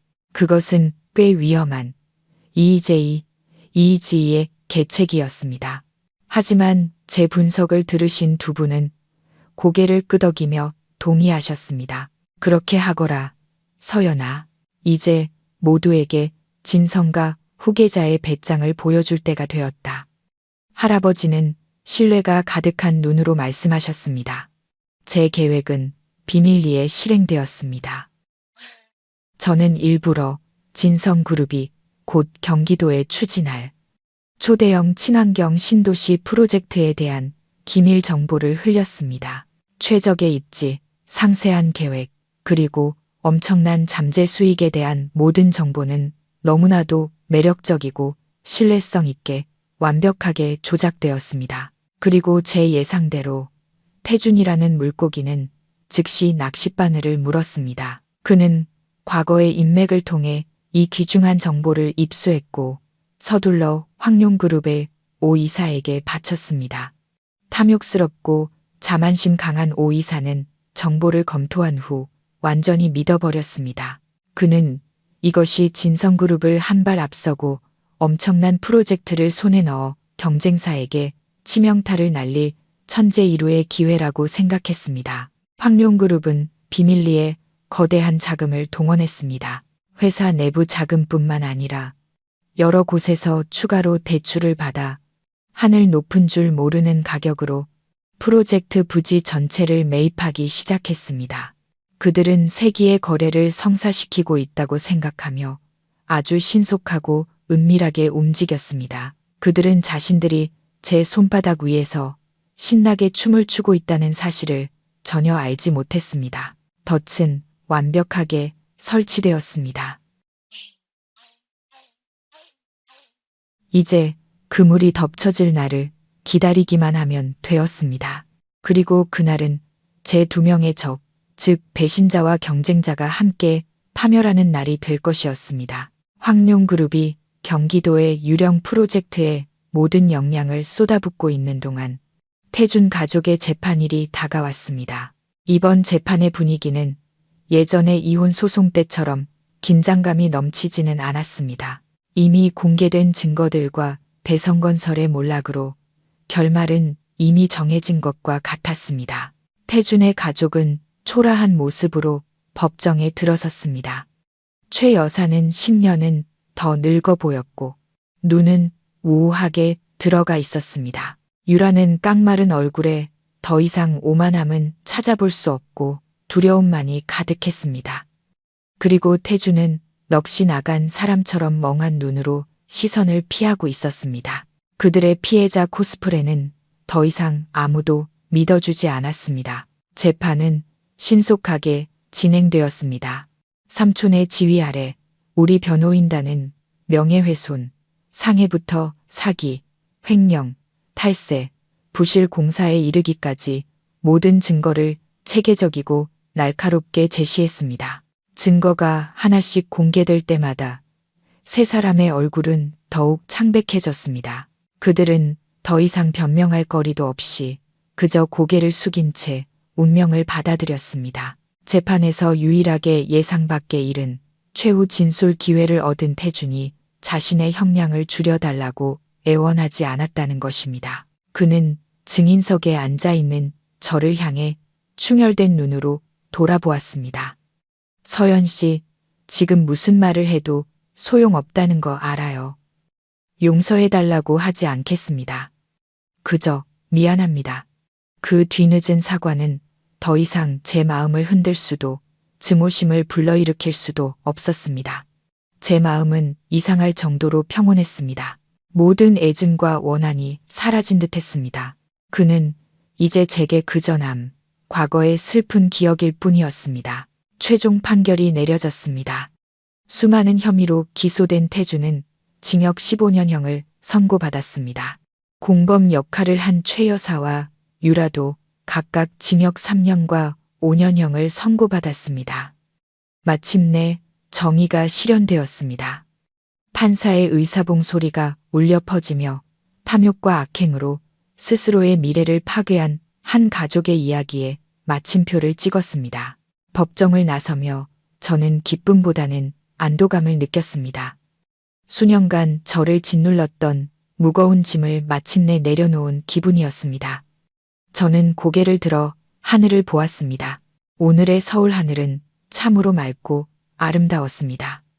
재판이 끝나고 며칠 후 제가 설계한 더 큰 연극의 막도 서서히 내려왔습니다.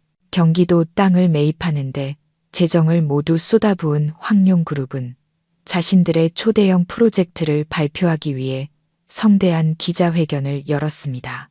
오 이사는 의기양양한 표정으로 대한민국 최고의 최첨단 친환경 신도시라는 장밋빛 미래를 그려냈습니다.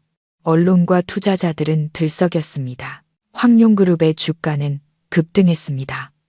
그들은 영광의 정점에 서 있었습니다. 하지만 기자회견이 가장 뜨겁게 달아오른 순간 시청 도시계획과에서 갑작스러운 발표가 나왔습니다. 황룡그룹이 막 매입한 부지 전체가 수년 전부터 첨단 산업단지 조성을 위한 개발 제한구역으로 묶여 있었으며 가까운 미래에 어떠한 계획 변경도 없을 것이라는 내용이었습니다. 그 소식은 기자회견장 한복판에 터진 원자폭탄과도 같았습니다.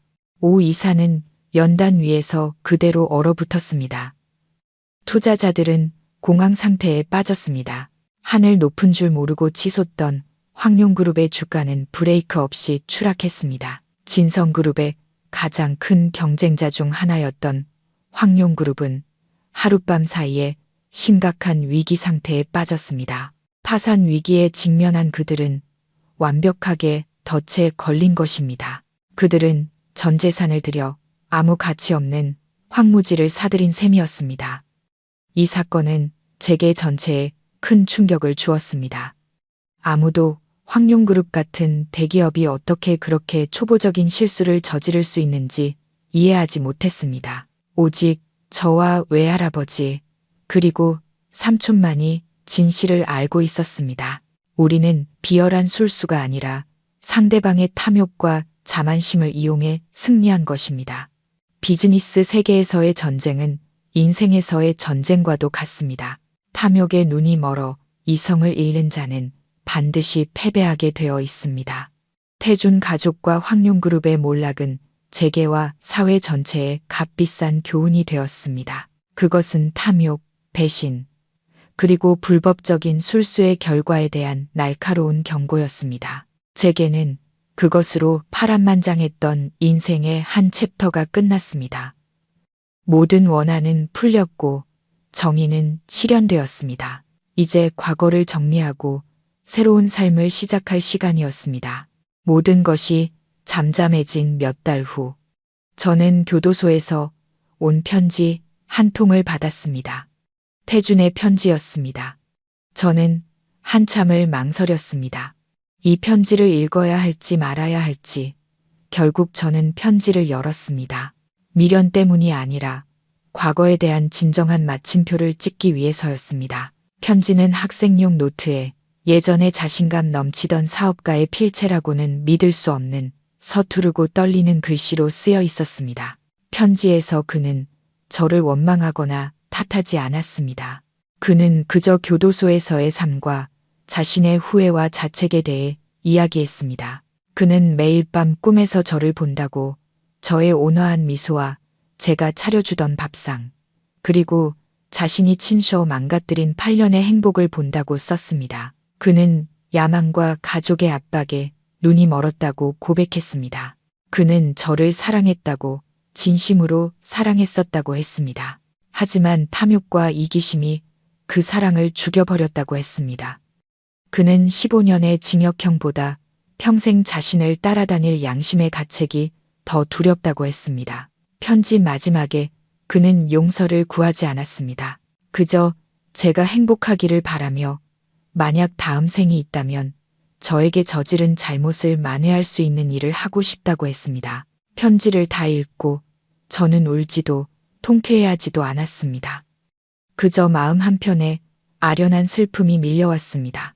한때 모든 것을 가졌던 아름다운 사랑과 헌신적인 아내를 가졌지만 결국 자신의 본성을 이기지 못해 모든 것을 잃어버린 한 인간에 대한 슬픔이었습니다. 저는 편지를 접어 낡은 상자 안에 넣었습니다. 좋았던 일이든 나빴던 일이든 모든 것은 과거가 되었습니다. 저는 더 이상 그것에 얽매이지 않을 것입니다. 최 여사와 유라에 대해서는 옛 지인들을 통해 소식을 전해 들었습니다. 출소 후 그들의 삶은 매우 힘들다고 했습니다. 살던 집은 은행에 넘어갔고 그들은 작은 단칸방을 얻어 허드렛 일로 하루하루를 근근히 살아가고 있다고 했습니다. 돈도 기댈 사람도 없이 그들은 세상의 경멸과 스스로의 양심의 심판을 마주해야 했습니다. 그것은 아마 감옥살이보다 더 무거운 형벌일 것입니다. 저는 더 이상 그들의 삶에 관심을 두지 않았습니다. 모든 사람은 자신의 선택에 대해 스스로 책임져야 합니다. 저는 오직 제 삶에만 집중했습니다. 저의 경영 아래 외할아버지의 지원을 받으며 진성그룹은 나날이 더욱 굳건하게 발전했습니다. 저는 회장님의 외손녀가 아닌 진정한 여성 리더로서 제 능력을 증명했습니다.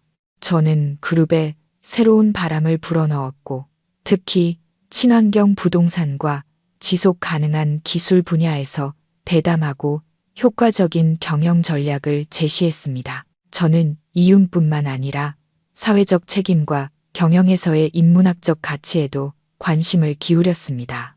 강하고 재능 있으며 따뜻한 마음을 가진 여성 기업가라는 제 이미지는 많은 사람들, 특히 여성들에게 큰 영감을 주었습니다. 하지만 제 가장 큰 성공은 재무보고서의 숫자들이 아니었습니다. 그것은 제가 제 자신을 되찾았다는 것이었습니다. 저는 건축에 대한 열정으로 돌아갔습니다. 그룹 산하에 제 개인 건축 설계 회사를 설립했고 그곳에서 오랫동안 꿈꿔왔던 아이디어들을 자유롭게 펼칠 수 있었습니다.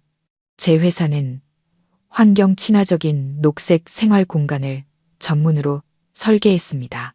단지 외형이 아름다울 뿐만 아니라 거주자에게 평온함과 행복을 주는 그런 집을요. 저는 일 속에서 사회를 위해 좋은 가치를 창조하는 과정 속에서 진정한 기쁨을 찾았습니다. 지금 제 삶은 바쁘지만 매우 충만합니다. 저는 더 이상 외롭지 않습니다. 제게는 가족이, 외할아버지가, 삼촌이, 그리고 재능 있는 동료들과 좋은 친구들이 있습니다. 저는 일과 삶의 균형을 맞추는 법을 배웠고 여행하고 책을 읽고 제 자신을 돌보는 시간을 가졌습니다. 저는 더 이상 다른 남자에게서 행복을 찾으려 하지 않았습니다. 진정한 행복은 제 내면에서 자유와 자존감, 그리고 제 자신을 사랑하는 마음에서 온다는 것을 깨달았기 때문입니다. 과거는 제게 너무나도 값비싼 교훈을 주었지만 바로 그 과거가 오늘의 저를 만들었습니다. 더 강하고 더 지혜롭고 그리고 더 행복한 버전의 저를 말입니다. 4년이라는 시간이 눈 깜짝할 사이에 흘렀습니다. 가장 깊었던 상처도 아물고 잘못을 저지른 이들이 대가를 치르기에 충분한 시간, 그리고 척박했던 과거의 땅에서 새로운 생명이 돋아나기에도 충분한 시간이었습니다. 제 삶은 이제 완전히 새로운 장으로 넘어갔습니다.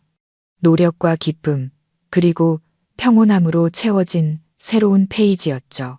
진성그룹은 저와 외할아버지의 지휘 아래 새로운 차원으로 도약했고, 국내뿐만 아니라 아시아 지역에서도 명성을 얻는 선도적인 경제 그룹이 되었습니다. 하지만 제 가장 큰 자부심은 마천루나 엄청난 이익 수치에 있지 않았습니다. 그것은 제가 많은 심혈을 기울여 만든 지역 사회 프로젝트 매화의 집에 있었습니다. 그곳은 어려운 환경에 처한 미혼모들을 위한 복합 공간이었습니다. 안전한 보금자리를 제공할 뿐만 아니라 직업교육, 무료 심리 및 법률 상담 서비스, 그리고 그들의 아이들을 위한 양질의 어린이집까지 갖춘 곳이었습니다. 매화의 집은 희망, 그리고 여성들의 강인함과 자립의 상징이 되었습니다. 놀이터에서 뛰노는 아이들의 웃음소리를 들을 때 자신의 가치를 되찾고 자신감 넘치는 눈빛을 한 여성들을 볼 때마다 저는 그 속에서 제 자신의 모습을 보았습니다. 저는 제 개인적인 고통을 하나의 불씨로 만들었고 그 불씨는 이제 많은 불행한 이들에게 따뜻한 온기를 전해주고 있었습니다. 어느 주말 오후 제가 매화의 집 마당에서 아이들과 그림을 그리고 있는데 진혁 삼촌이 찾아오셨습니다. 제복을 입지 않은 삼촌은 평범하고 인자한 외삼촌 같았습니다. 삼촌은 제 옆에 앉아 아이들의 알록달록한 그림을 보며 미소 지으셨습니다. 지금 내 모습을 보니 정말 달라 보이는구나, 서연아. 이제야 진정한 평온을 찾은 것 같아. 다 삼촌과 할아버지가 곁에 계셔주신 덕분이에요. 제가 감사한 마음으로 대답했습니다. 우리는 나란히 앉아 일과 삶에 대해 이야기를 나누었습니다.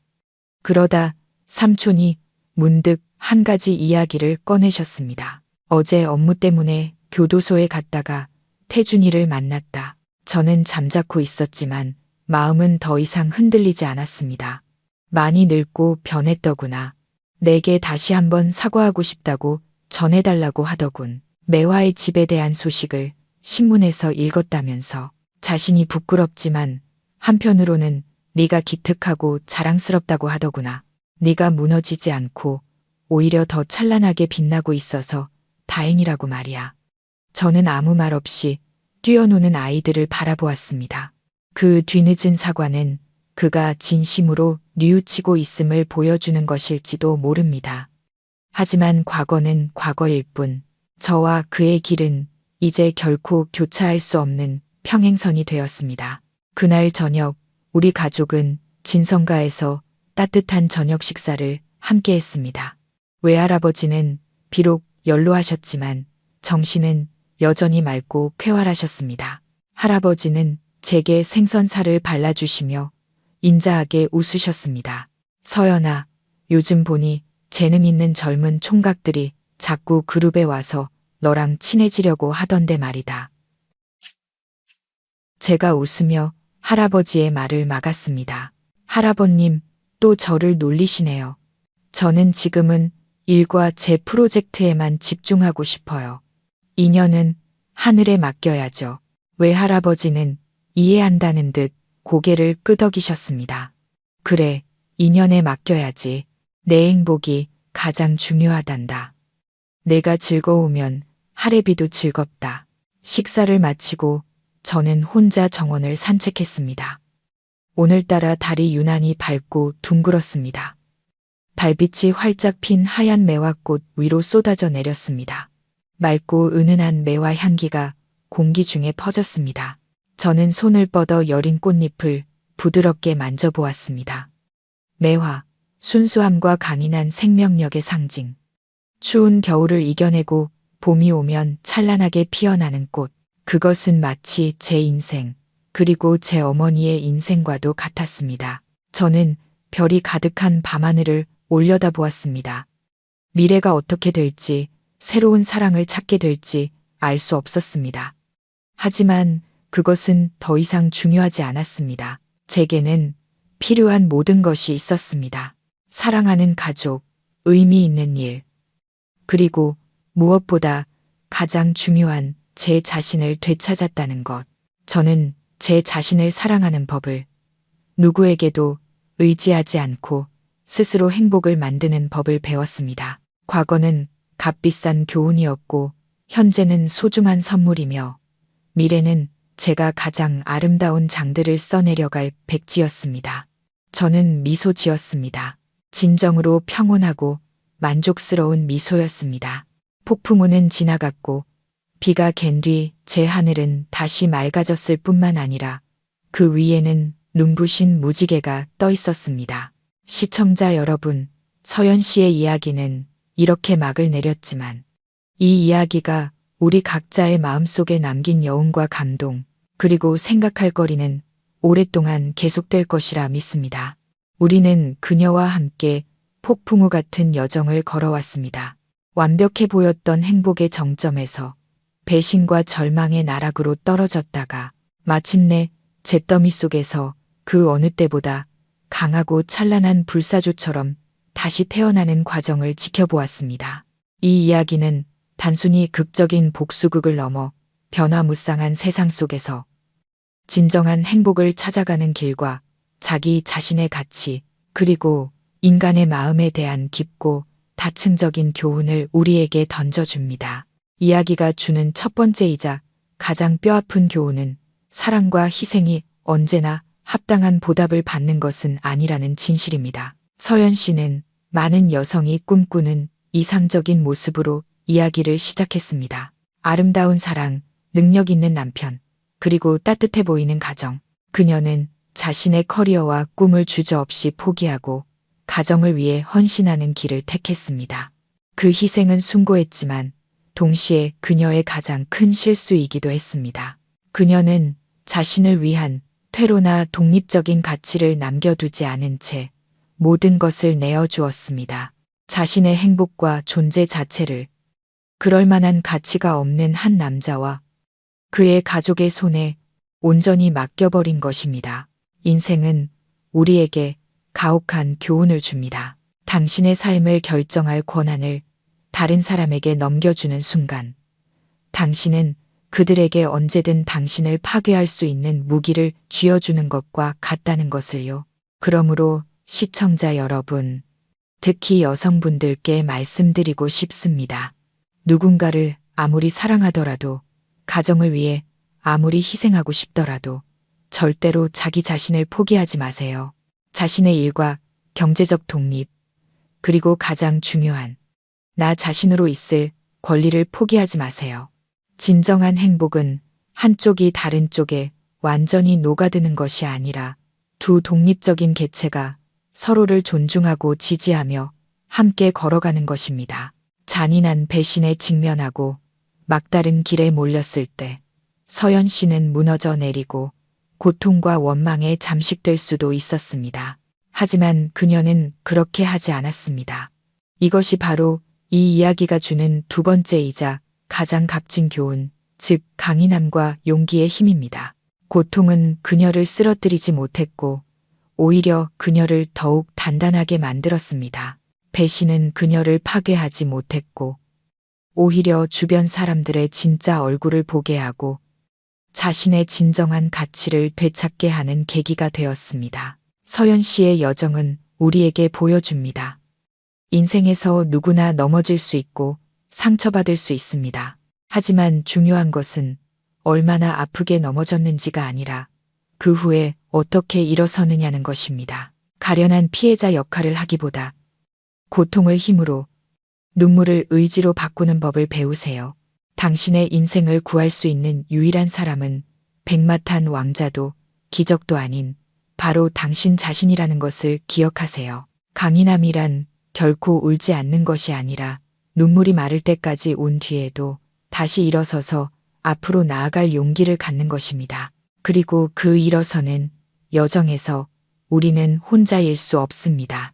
서연 씨의 이야기는 진정한 가족이라는 버팀목이 얼마나 중요한지를 깊이 있게 보여주었습니다. 온 세상이 그녀에게 등을 돌리고 가장 사랑했던 남편이 무정하게 그녀를 해치려 했을 때 나타나 그녀를 보호해 준 것은 바로 핏줄로 이어진 가족이었습니다. 외할아버지와 삼촌은 그녀에게 단지 돈이나 권력을 준 것이 아닙니다. 그들은 그보다 훨씬 더 귀한 것, 즉 신뢰와 방향, 그리고 풍파에 맞설 수 있는 든든한 배경을 제공해 주었습니다. 이는 우리에게 변화무쌍한 삶 속에서 진정한 가족 관계를 소중히 여기고 가꾸어야 함을 일깨워 줍니다. 모든 것이 무너지고 모든 가면이 벗겨졌을 때 가족은 우리가 돌아갈 수 있는 유일한 안식처이자 결코 우리를 거부하지 않는 평온한 항구이기 때문입니다. 부모님과 형제자매를 사랑하세요. 그들은 돈으로 살 수 없는 가장 소중한 자산입니다. 마지막으로 우리가 얻을 수 있는 가장 인간적이고 의미 있는 교훈은 서연 씨가 자신의 이야기를 마무리한 방식입니다. 그녀는 승리에 도취하거나 적의 몰락에 통쾌해하지 않았습니다. 그녀는 더 고귀한 길을 선택했습니다. 개인의 고통을 공동체를 돕는 사명으로 승화시킨 것입니다. 그녀가 세운 매화의 집은 단순한 자선 프로젝트가 아니라 재생의 상징입니다. 그녀는 자신의 상처를 이용해 다른 여성들을 치유했고 자신의 아픈 경험을 통해 불행한 이들에게 희망의 불씨를 지폈습니다. 이것이야말로 가장 위대한 승리입니다.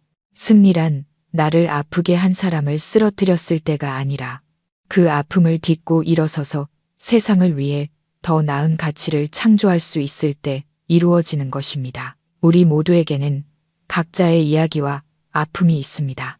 그것이 우리의 영혼을 갉아먹고 파괴하도록 내버려 두는 대신 한 번쯤 그것을 교훈이자 힘의 원천으로 바라보는 것은 어떨까요? 어쩌면 그 즐겁지 않았던 경험들을 통해 우리는 더 높은 사명과 삶의 이상을 발견하고 누군가를 도울 수 있는 계기를 찾게 될지도 모릅니다. 단지 한마디의 조언, 한 번의 공감만으로도 말입니다. 그것이야말로 가장 충만하고 의미 있는 삶의 방식이 아닐까요? 시청자 여러분, 저희가 방금 공유해드린 서연 씨의 이야기는 실제 삶에서 일어날 법한 상황들을 바탕으로 창작된 이야기입니다. 모든 인물, 사건, 지명은 허구이며 교육적, 오락적 목적과 인간적인 메시지를 전달하기 위해 만들어졌을 뿐 특정 개인이나 단체를 지칭하는 것이 아님을 알려드립니다.